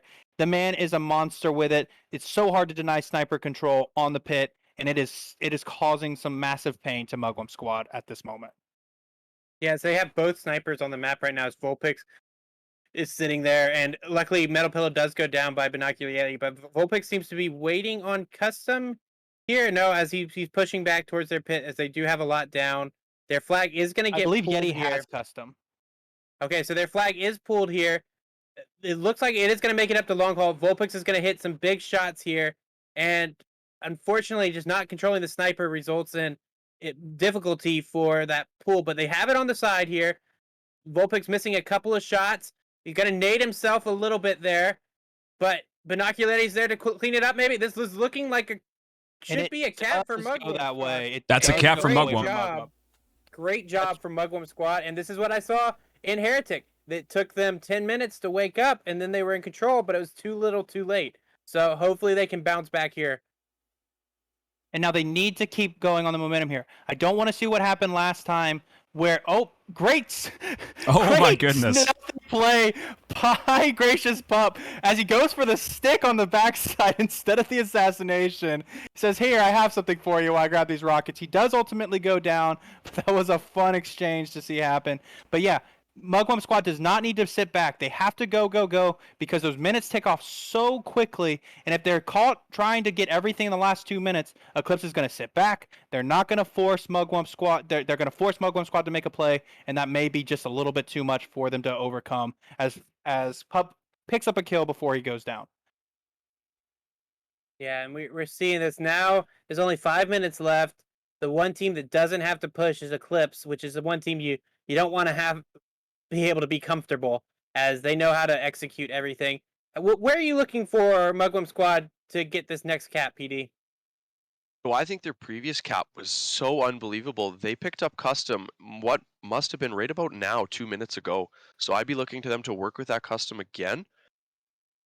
And I'm curious to see where they are and if they're even able to get out of their base at the moment. So Katas is already in their flag. So they have an opportunity to pull it. Gracious and Katasa, 3 of them in the flag. This is their flag. And it They're looks on their like, home base oh at my the moment. goodness, it looks like. I am so backward. Holy cow. It's okay. You're a little under the weather. Don't worry about it. Gameplay. Watching all of Katasa's sensitivity, it gets you dizzy. It takes you. Oh my Exactly goodness. what we're watching. But And yeah, it looks Mugwump like is definitely trapped deep inside their own base at the moment. Charlie and are taking away. Charlie did break off and get Custom, and it looks like he has a lot of it left, and they are working together towards training side. You want to see a push here with this Custom. They do still have lots of time left, so I would look to them to still be patient. You don't want to see the desperation, as they still have, I think 1-2 more Customs, plenty of time. So We're no seeing panic. a lot of no Eclipse panic. players go down right now, and this is going to allow them to pull the flag. Now Binocular's going to have to look at Metal Pillow. He still had a little bit of Custom. Gracious Pup takes him down. This is looking good right now. They got the courtyard spawn. And he goes down though. Oh, T-Muse. He knows how important that was. That was And huge. that's what I'm talking about. There's so many players on that Eclipse team that can just step up in every moment. And tick, tick, tick, tick, tick, tick, tick. That's all I can say if you're Mugwump squad. You got to keep throwing it at the flag right now, but you have to do it in an organized fashion. We haven't seen any sneak attempts yet. We haven't seen anything of that nature. Let's see if they can just band together one last time, trying to tie this up at 2-2. Sneak attempt's not going to work against a team like Eclipse, as they're going to have everything watched. And as you said before, they have 4 extremely strong players that can take out any sneaker that happens. Just the way Eclipse flocks to certain points on the map so quickly. The second that flag's starting to be ran, the second the Mugwump may feel like they're in a position that catches Eclipse out of it. somebody else on Eclipse is responding to it and making them pay for it. It's just so crazy just how quickly this team gets around the map, is always on the same page. 2 minutes and 20 seconds left to go. Vulpix just sniped Katasa. So many Mugwump players have experienced that in this game mode, but can they find something as this fight over custom is going on right now? They were able to secure custom. Gracious Pup has team use down, which means custom Binocularity pushing in with custom here, taking on Vulpix. Great job from Vulpix and Metal Pillow to take out the custom, which was going to be a huge key for them to be able to push into the base. Yeah, and the biggest problem there was Yeti pushed way up into the Eclipse side of the map, but all of the Mugwump players were still on their own side of the map. So you have this guy pushing with custom who is just team shot to death because there's no pressure coming from anywhere else. 1.5 minutes left to go. They got to make something happen. And it's huge plays happening from Vulpix right now as he's got the sniper with 13 bullets in it. Let's jump on with him as he's been looking great up on their S2. So now I don't think we're going to see much pushing at all from the side of Eclipse, as they're not going to try to give up any chance of a counter cap happening. Vulpix still laying down great shots, getting another double kill. He's pushing for a killing frenzy at the moment, and that's not what you want to see if you're Mugwump squad. Yep, there's just no response to that S2 snipe control. You'd love to see somebody maybe come runway underneath and get behind him while all of his attention is focused elsewhere. But that takes such coordination, and against a very coordinated team like Eclipse, it's so hard to get that sneaky move to happen. Exactly. A huge snipe coming again from across the map.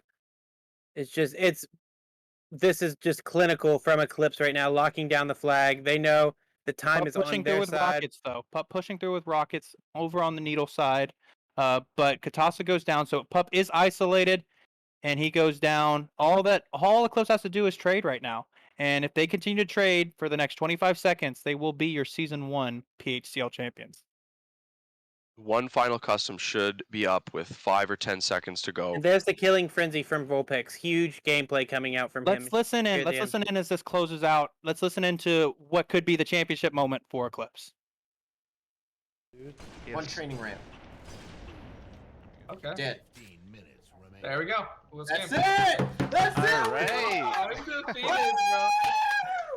Just like that. Undefeated season!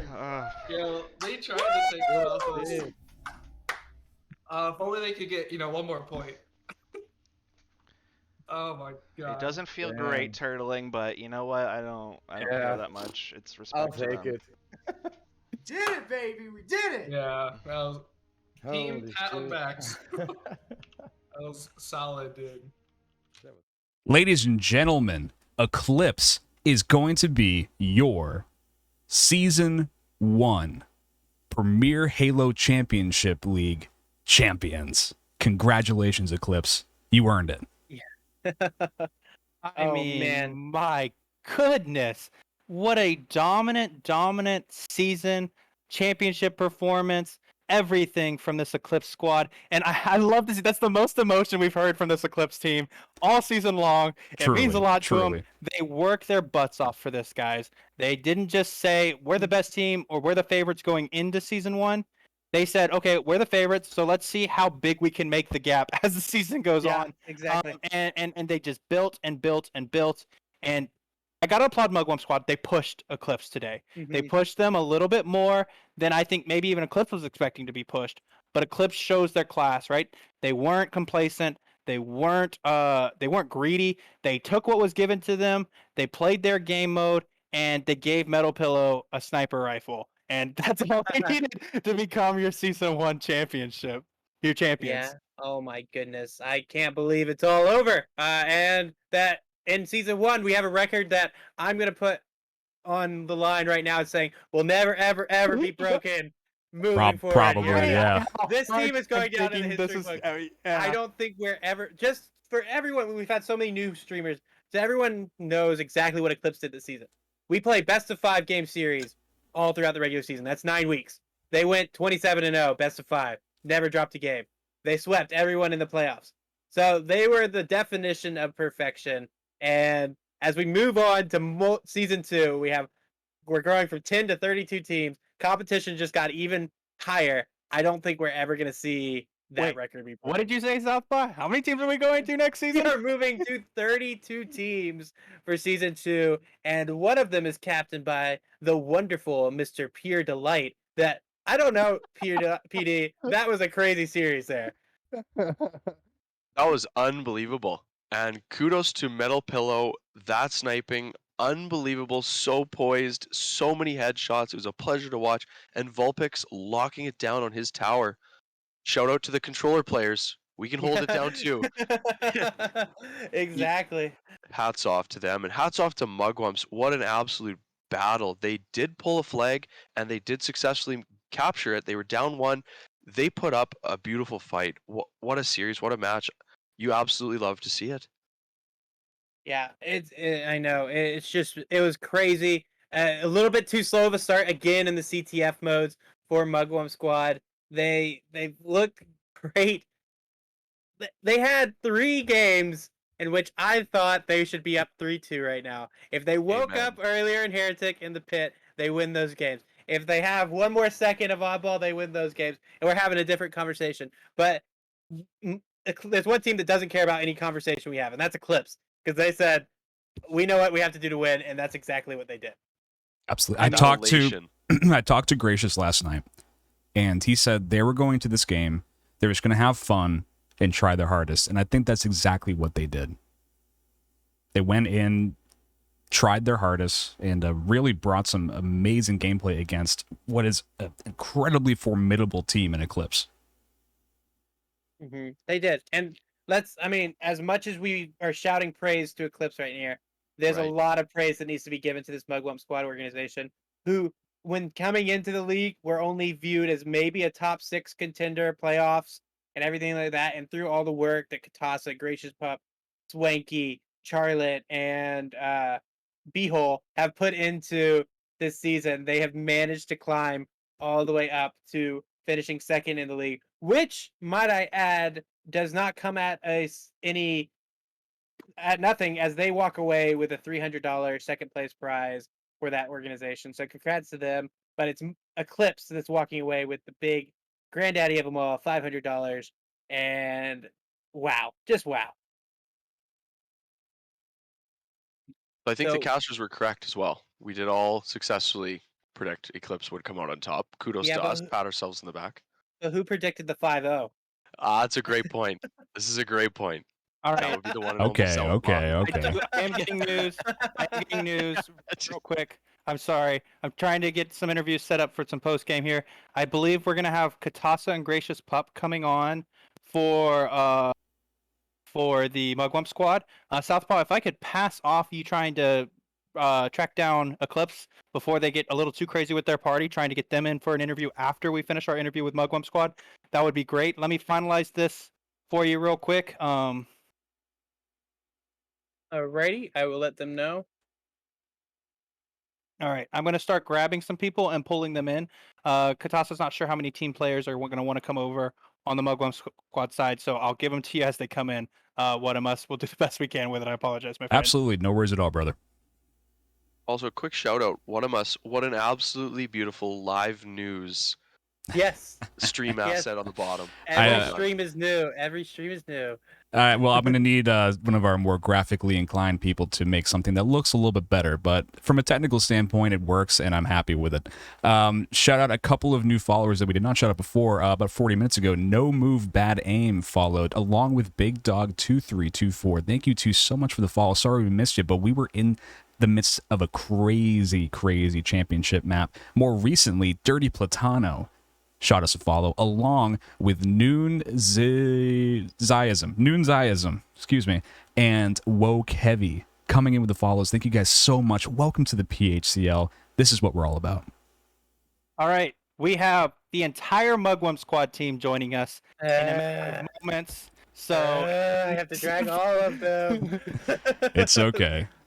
I got it. I guess I have to rearrange our server of 230 people now. Absolutely. HDFT and the CMC. Thank you guys so much for the follows too. I just let them know that Southpaw is going to be dragging them, so they're about to be manhandled. So yes, in a polite way. Here they come, what am us? There's 2. Bring There's them on 3. And there's 4 joining us. Oh my in goodness. The interview room. We're mobbing. Oh my goodness. This is the kind of raid I like to see.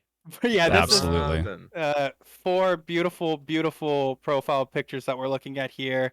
And first off, guys, thank you so much for taking the time to join us on here.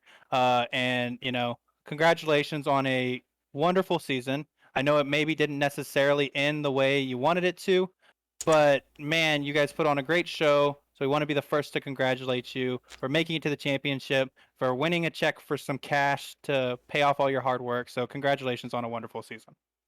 Thanks, dude. Thank Appreciate you. that. Yeah, that means a lot. We it was not easy, to be completely honest, to get here. We tried really hard. Up the entirety of the season. I don't know if I can put my webcam up. It's not really giving me the option. Yeah, it's because if you're still in live OBS. on your stream, if you're still live on your stream, then it's not going to let you pull it over to Discord as well. So, all right. Well, that's fine. Okay. I'll just for you guys, I guess. Throw you over there. I'll let Nabs talk. is everybody getting Katasa clearly, or is he just breaking up? No, I He might be. Me too. All right, let's stop talking to Katasa. Let's pretend he doesn't. Let's go over to Gracious Pup. Let's go over to Gracious Pup. Give us your insight on what it was like to be in the championship game in the first season of the PHCL. Let's ignore the result of the championship, and let's just focus on what it was like, the journey that you guys went on to get to this point. Yeah, no, it was crazy. The fact that we're here, we made it all the way here, is something that's just huge to us. It's kind of like you said earlier. I think we were shooting for the top 6 spot, but we actually put in a lot of work to get to where we are today. And it was kind of cool. It kind of showed we kind of, all of us had kind of a rough week, and we didn't really have the time to get on, and we came into this final series kind of cold. But it's cool because you got to see, at least from our point of view, we really weren't making that many callouts, and we weren't checking times and stuff like that. We really were just kind of playing on autopilot mode today. So it's kind of cool to see everything that's come through and all the work that we put in through the entire season, and how that kind of translated into this last game here against a pretty tough team. But yeah, they were doing great today. They were hitting some nice shots, and everything that we put into going up to it, it feels good. It feels good. It feels like there's a good payoff there. The fact that we made it all the way to finals. Yeah, I mean, as a team that was knocked out short of the finals from you guys. I mean, just extremely respectable organization you guys have put together, because from day one till now, I mean, like I was saying on stream, I viewed you guys as maybe around a top 6 team when you started this league. I saw you pushing for playoffs, and to be this point now, to be one oddball second away from upsetting the Overlord. You can't hit them with that this early on in the interview process. Also, Katasa, thank you so much for the raid, man. Appreciate it, brother. Yes, thank you, Katasa, for the raid. Seriously. Thank you. I might take it back after Southpaw making that comment. Jeez. I said it in a good way. It's a sensitive subject, man. It's a sensitive subject. But I mean, yeah. To build off of that, like to build off of what Southpaw is saying, just seeing the growth that you guys did and the way that you guys got to this final, and you pushed Eclipse to the edge on a couple different game modes. It is a testament. It's what the PHCL is all about, because you guys started at a certain point, you grinded and got to a better point, and I know you guys still want to get to even higher level. I know the work that you guys put in, but I mean, congratulations on getting to this point. I do have to ask, in the capture the flag game modes today, you guys were, it felt like pretty even with the Eclipse squad throughout the majority of those games, but most of the time it seemed like you guys almost got off to a slow start. Was that just a matter of like easing into the game mode, like not really feeling aggressive, like not feeling like you had to be aggressive early, and then having to kind of step up as the game went on? Because I think all of us commentators realized, okay, they got up to a slow start on Heretic, they got off to a slow start on the Pit, but then from maybe like that 10-minute point onwards, you guys kind of would take control and you'd force Eclipse to sit back and turtle a bit. Can you talk a little bit more about y'all's strategy going into those capture the flag game modes? Well, I mean, really, I think that's kind of been the strategy for capture the flag for us all season, like not just this series. I mean, you always see us. We get off to that slow start, kind of. It's kind of like a boxing match, you know, where we're just kind of feeling them out for the first couple minutes, and then we're kind of seeing, okay, here's where we can hit them, and here's where we can, take advantage of how they're setting up. So that was how I looked at it, and yeah, we saw that against you guys even. Obviously, there was the one on Heretic, but it was like if you watch back that, it's not like we started scoring right off the bat. It was right. It was kind of a close match at the beginning there too, and then we took off. So yeah, absolutely. I do have a question for Charlotte, as he has shown just amazing slaying ability all season long. Chard, talk to us a little bit about your journey through the PHCL this season 1. All right, yeah, sure. Well, yeah, joining the league, like, I really had, like, no expectations. I just thought it sounded fun. I, like, had just started playing, like, Halo again. So I'm like, sure, I'll check this out, join the, like, what was it, like, the free agent free-for-all stuff. And then I was really surprised I was doing, like, really well on that. So I'm like, oh, shit, maybe I'm actually, like, not bad at this game. So like, just joining Mugwump and like playing with them throughout the season, I've seen us as a team improve a ton. Like I felt like I've gotten a lot better. So like to be at the point where like I'm in the finals of this league and I'm like competing, I'm playing well. It's awesome. Definitely feels great. Congratulations, you guys, on such a solid season. Does anyone have any more questions for the squad before we move on to the next one? I have one because I watched it happen on screen. I know, PD, I will let you ask your question first because my question, I think, needs to be the last question before we send these guys on their way. Oh, I think I know what you're gonna ask. I will hand it to you, PD, to ask your question, and then I will reserve my question for the end. I don't think I want to answer Tonzi's question, to be completely honest with you. My man got rid of the Mugwump hat. I was hurt. The disrespect, dude. So my question might be slightly more technical, as much as my favorite part is seeing the growth, seeing the communication, hearing Gracious talk about, where you're coming, how proud you guys are as a team. I love that. And for me, my favorite map in this series was Heretic Capture the Flag. I thought that was, for me, the most back and forth. Of course, Guardian Oddball, but we'll just move away from that. So Heretic Capture the Flag, whoever would like to field the question, was there a general strategy, or how did you guys feel moving around that map as a whole? And what do you think were your strong suits, and where maybe did they just sneak by you on here to capture the flag? Just wouldn't mind hearing how you guys thought that map went. I can take it unless what do you guys want to? Nah, you got it, man. So, funny enough, typically the last few series that we've played, that we have had a strategy going into it, and that's like a solid, you try to have 2 car, 1 window, and 1 P side. Your P side guy is going to be watching over everything, giving you calls, and then you're going to be forcing car. And that's actually a strategy that we learned from Vulpix.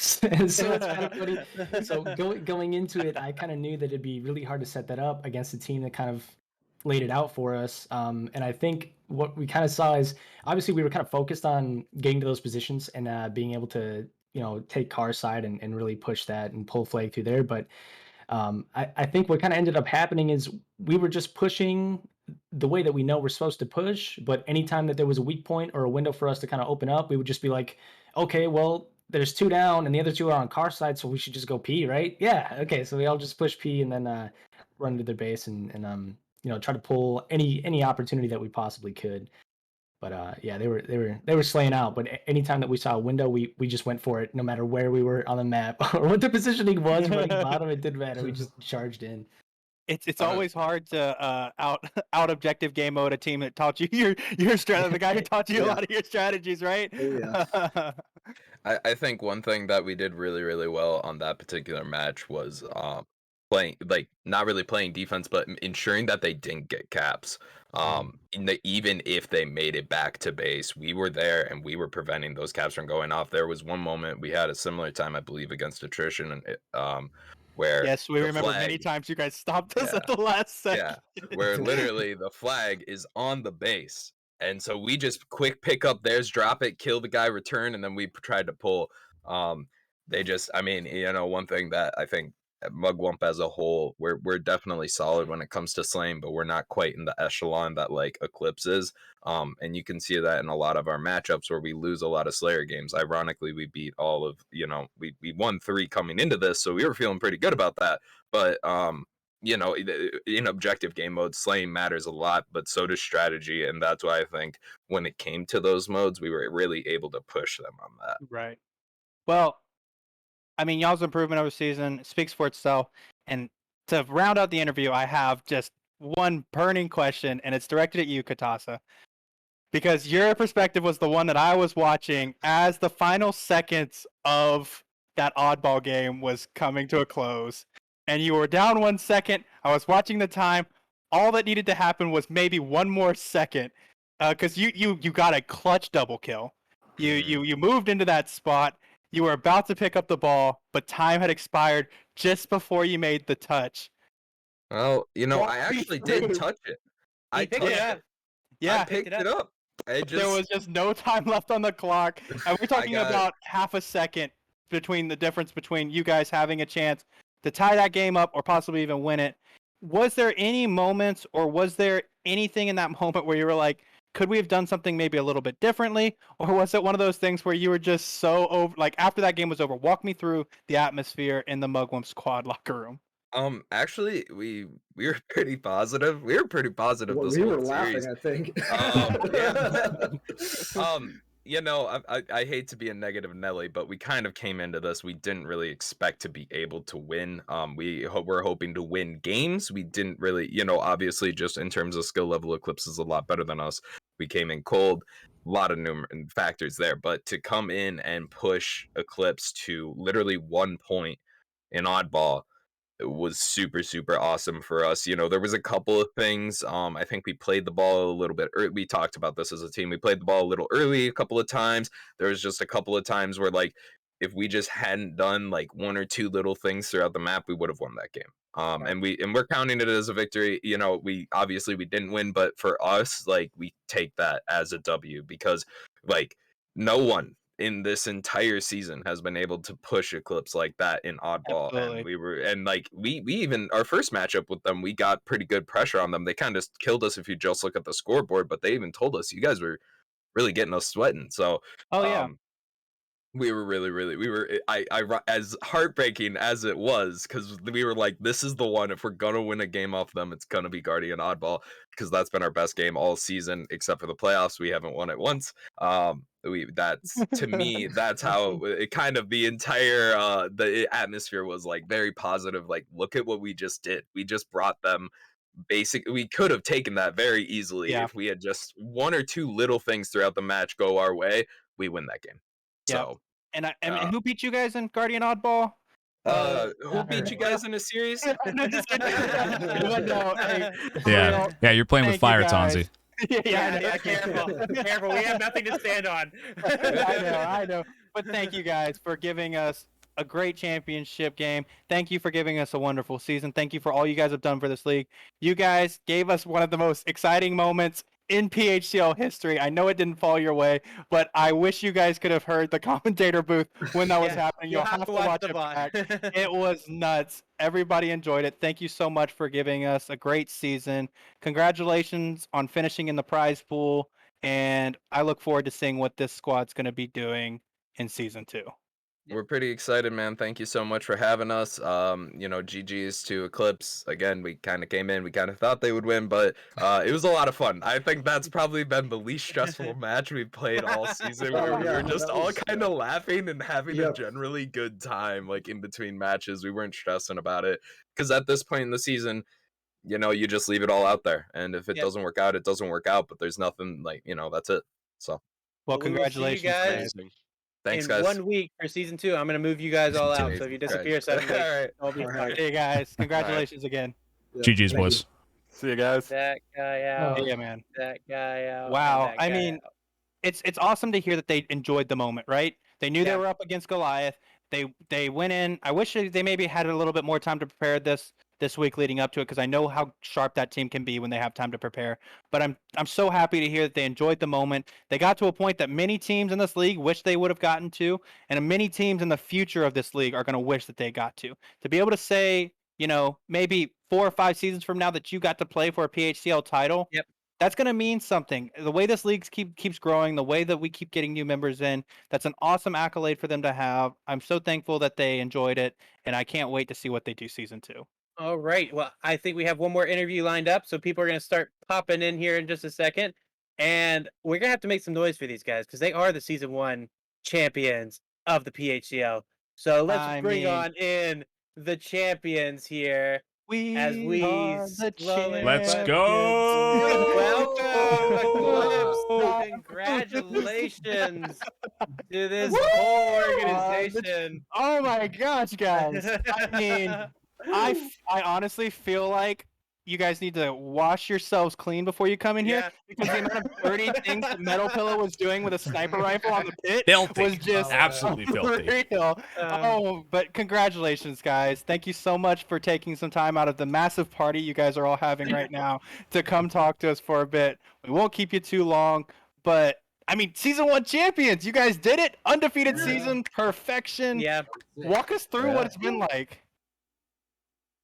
Walk us through it, guys. Tell us what it was like for you. Like, oh my god, so much practice, so much reviewing strats, so much coordinating, so much Vulpix and Metal getting mad at me for being in the wrong way. Well, I know I was talking with the casters and everything, and as soon as it happened, we were all talking about how does it feel that you guys just posted a record that's going to go down in the PHCL history books and will probably never, ever, ever be broken as you sit 27-0 regular season and a perfect playoff run. How does that feel as an organization?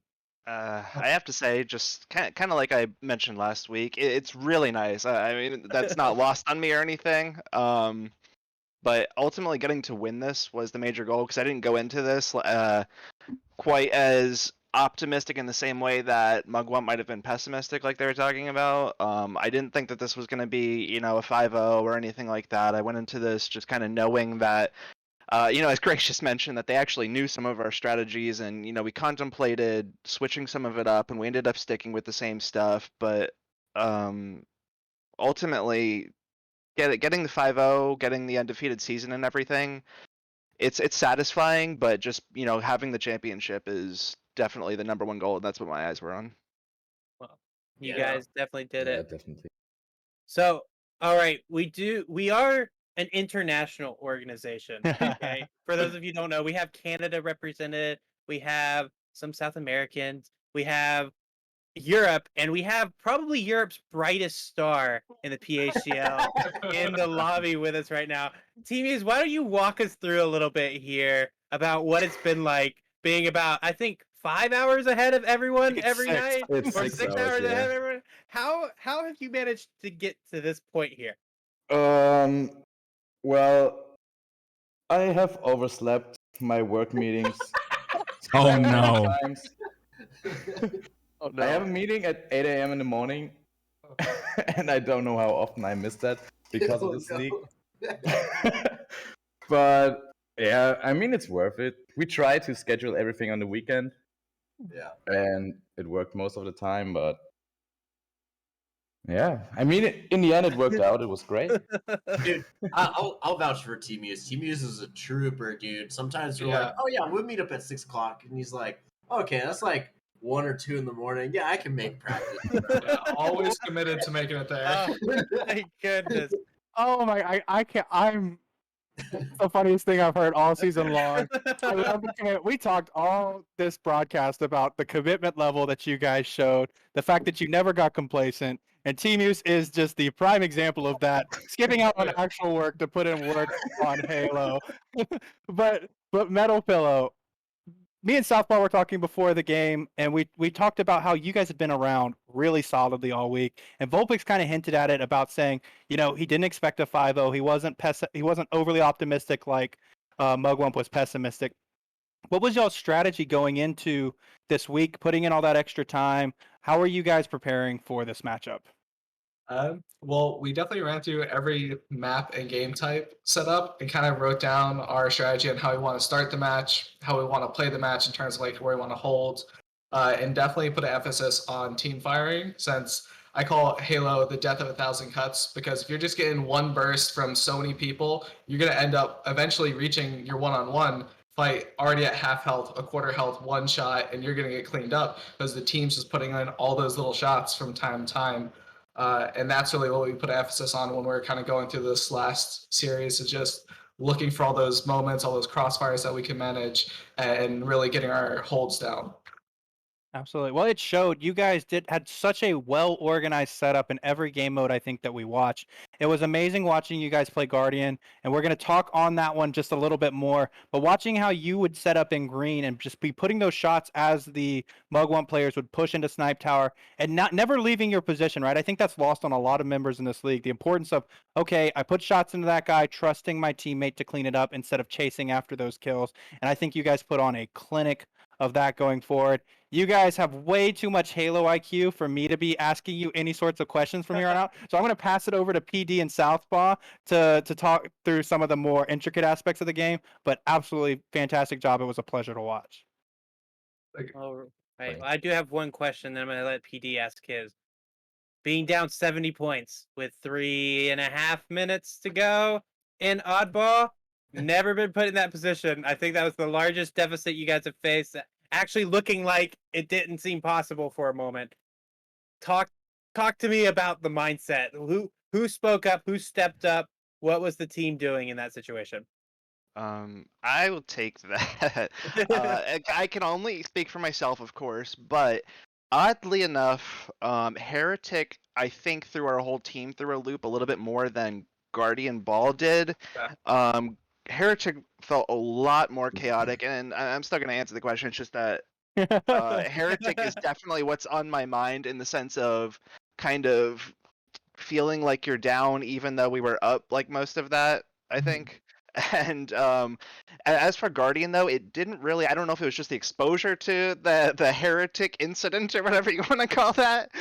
But the Heretic incident, interesting. The Heretic incident. It's like Chernobyl, but right. it's the Eclipse Chernobyl.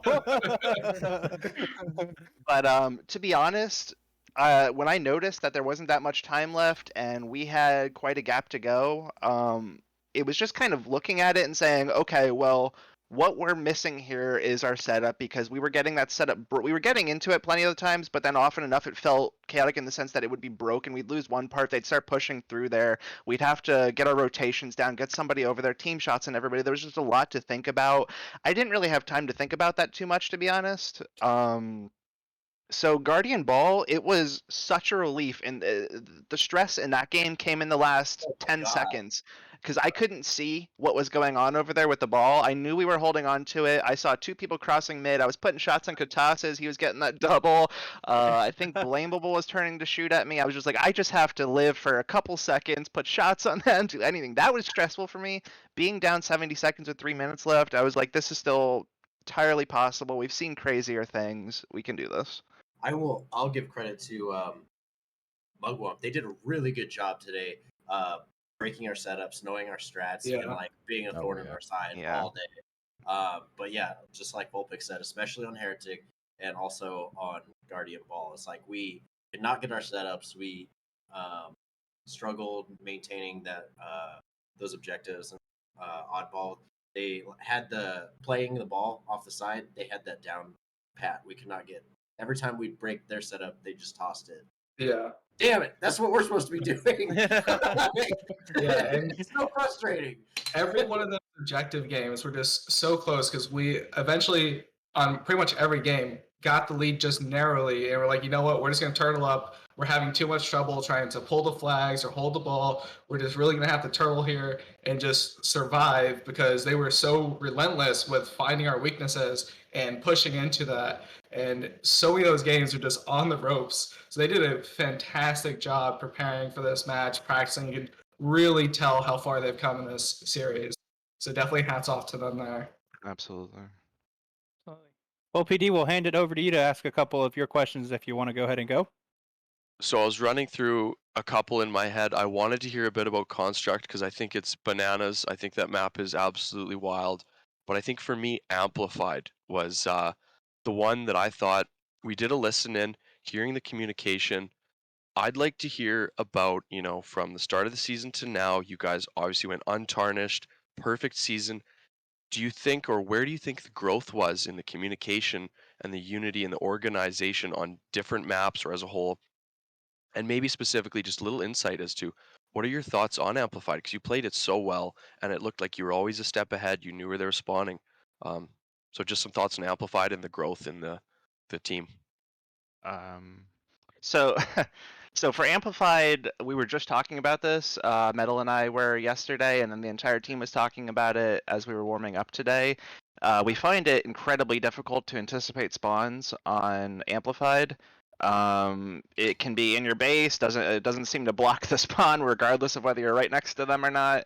I never know what's going on the map, but I will say throughout the season, what we were doing initially for Amplified, and just a little, I guess, help to anybody that wants to work on strategies or whatever. Former Halo Pro Ace has lots of strategies that he has on YouTube. Initially, we were pulling from that. And it was very much what parts of the map, are worth controlling. Like the pink tower I was trying to play, regardless of what our base I was on, we would have, one person P3, keep a couple of them gold, and then that kind of transitioned to just yesterday, actually, when we were watching some people play on YouTube, and we noticed that they were super successful just moving as a unit, constantly moving across the map. They were never stopping to really hold somewhere per se.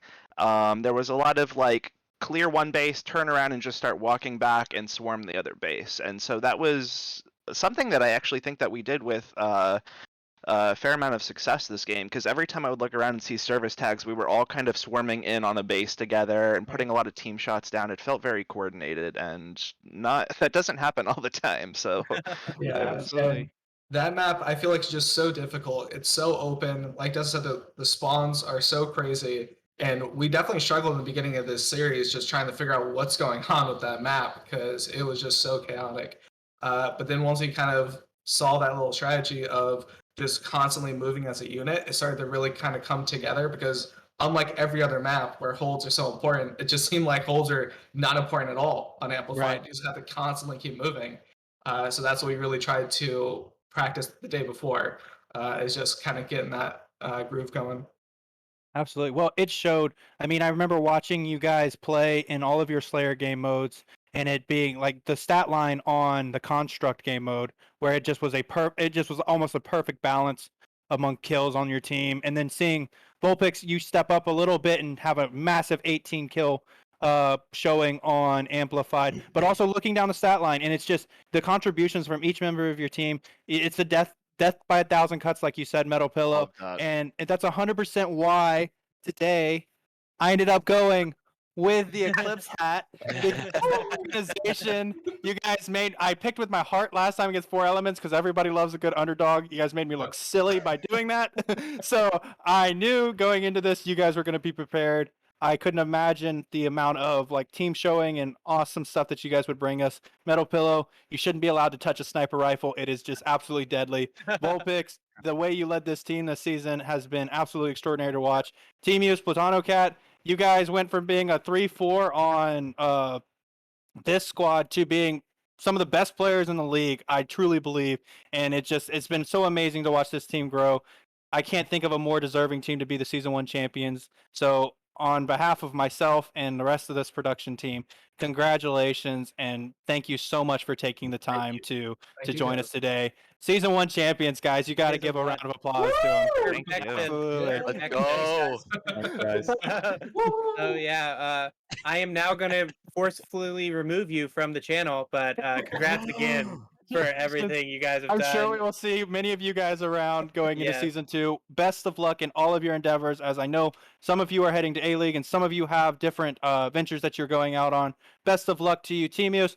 I wish you a very healthy working season as the PHCL Season 1 comes to a close. I hope your meetings go well, my friend, and thank you so much for all the sacrifices you made to support this league. Thank you, guys. Congrats again, everyone. Amen. Thanks, guys. Thanks. Thanks. I'm just putting him down here, put you down here, and you down here. And then they can move. All right, well that's we just finished talking with our champions. And, That's Didn't season even one. really hit me yet. It's in the books, boys. That's a wrap Yeah. on season 1, baby. that is a wrap. So now we only look forward. And I mean, Forward. looking forward to scary 32 teams. yeah, and I mean 14 follows this stream. Shout out to Rob Chokes for giving us a follow there. I played a couple of customs with Rob. I don't want to ever 1v1 Rob, but I have played customs with Rob before. And just I think season 1 we closed the book right now. We closed the book on season 1, and now we open the book for season 2. And for those of you who might have missed our pre-show, we do have a wonderful little store coming to the Something in PHCL store for season. you mean? We have something in store for you, and Something I in wanna store. shout out. We had to run this again because I didn't use the wordplay right, and I still didn't use the wordplay right when I we know, I'm launched very it. This was- disappointed. You were set yeah, up. I know, perfectly for I it. know, but we're partnering with a store, and we're gonna be bringing you guys all sorts of awesome merchandise. For those of you who have gotten back to me and actually signed the documents required to have your store in our have your team in our store, but Amidships was nice enough to put together a little preview for what you guys have to expect for us, and I'm gonna let one of us run that for you now. Absolutely, ladies and gentlemen. Without further ado, here is a sneak peek at the coming PHCL merchandise store.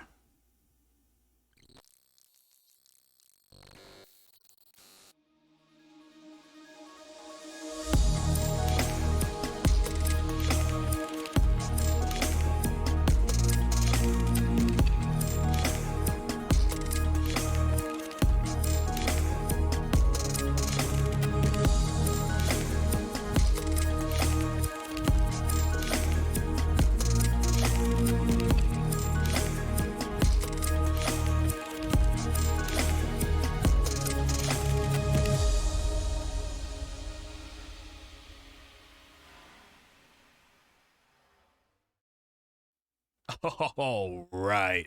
Ladies and gentlemen, guys, gals, and non-binary pals, we are back, closing the book on season 1, and let's take a little bit of a look into what we can expect for season 2 in the Premier Halo Championship League. Well, I do have a question that popped up from T-Muse. He didn't want to ask it while he was in the interview, but he asked if we are getting champion t-shirts. And of course you're going to be getting champion Absolutely, t-shirts. there's gonna be Let's championship gear go. I've been everywhere. talking with you. There's championship gear. There's going to be Eclipse memorabilia enshrined forever. There's going to be a record book. There's all these things coming. But you just have to wait. We have so many things in store. Oh my And we goodness. also have only 1 week off before season 2. And I apologize for all the season 1 people that are probably just waiting to take a little bit of a break. Okay. But enjoy this 1 week off because all your 9 friend teams that you had in season 1 has now grown to 32 teams as we move to How many more friends to make? this 3 coming different season? divisions. I'm still having people message me. Sad that season 2 registration has closed, but yeah, season 2 registration has closed, and we capped out at 32 teams. Bigger prize pool, more reliability on our scheduling, more production when it comes to just massive things going on with our social medias, more partnerships with organizations that we've had Lionheart Esports, East Coast Gaming, Dream Conspiracy, all organizations have come in. We've been partnering. Playmakers Wanted for the store.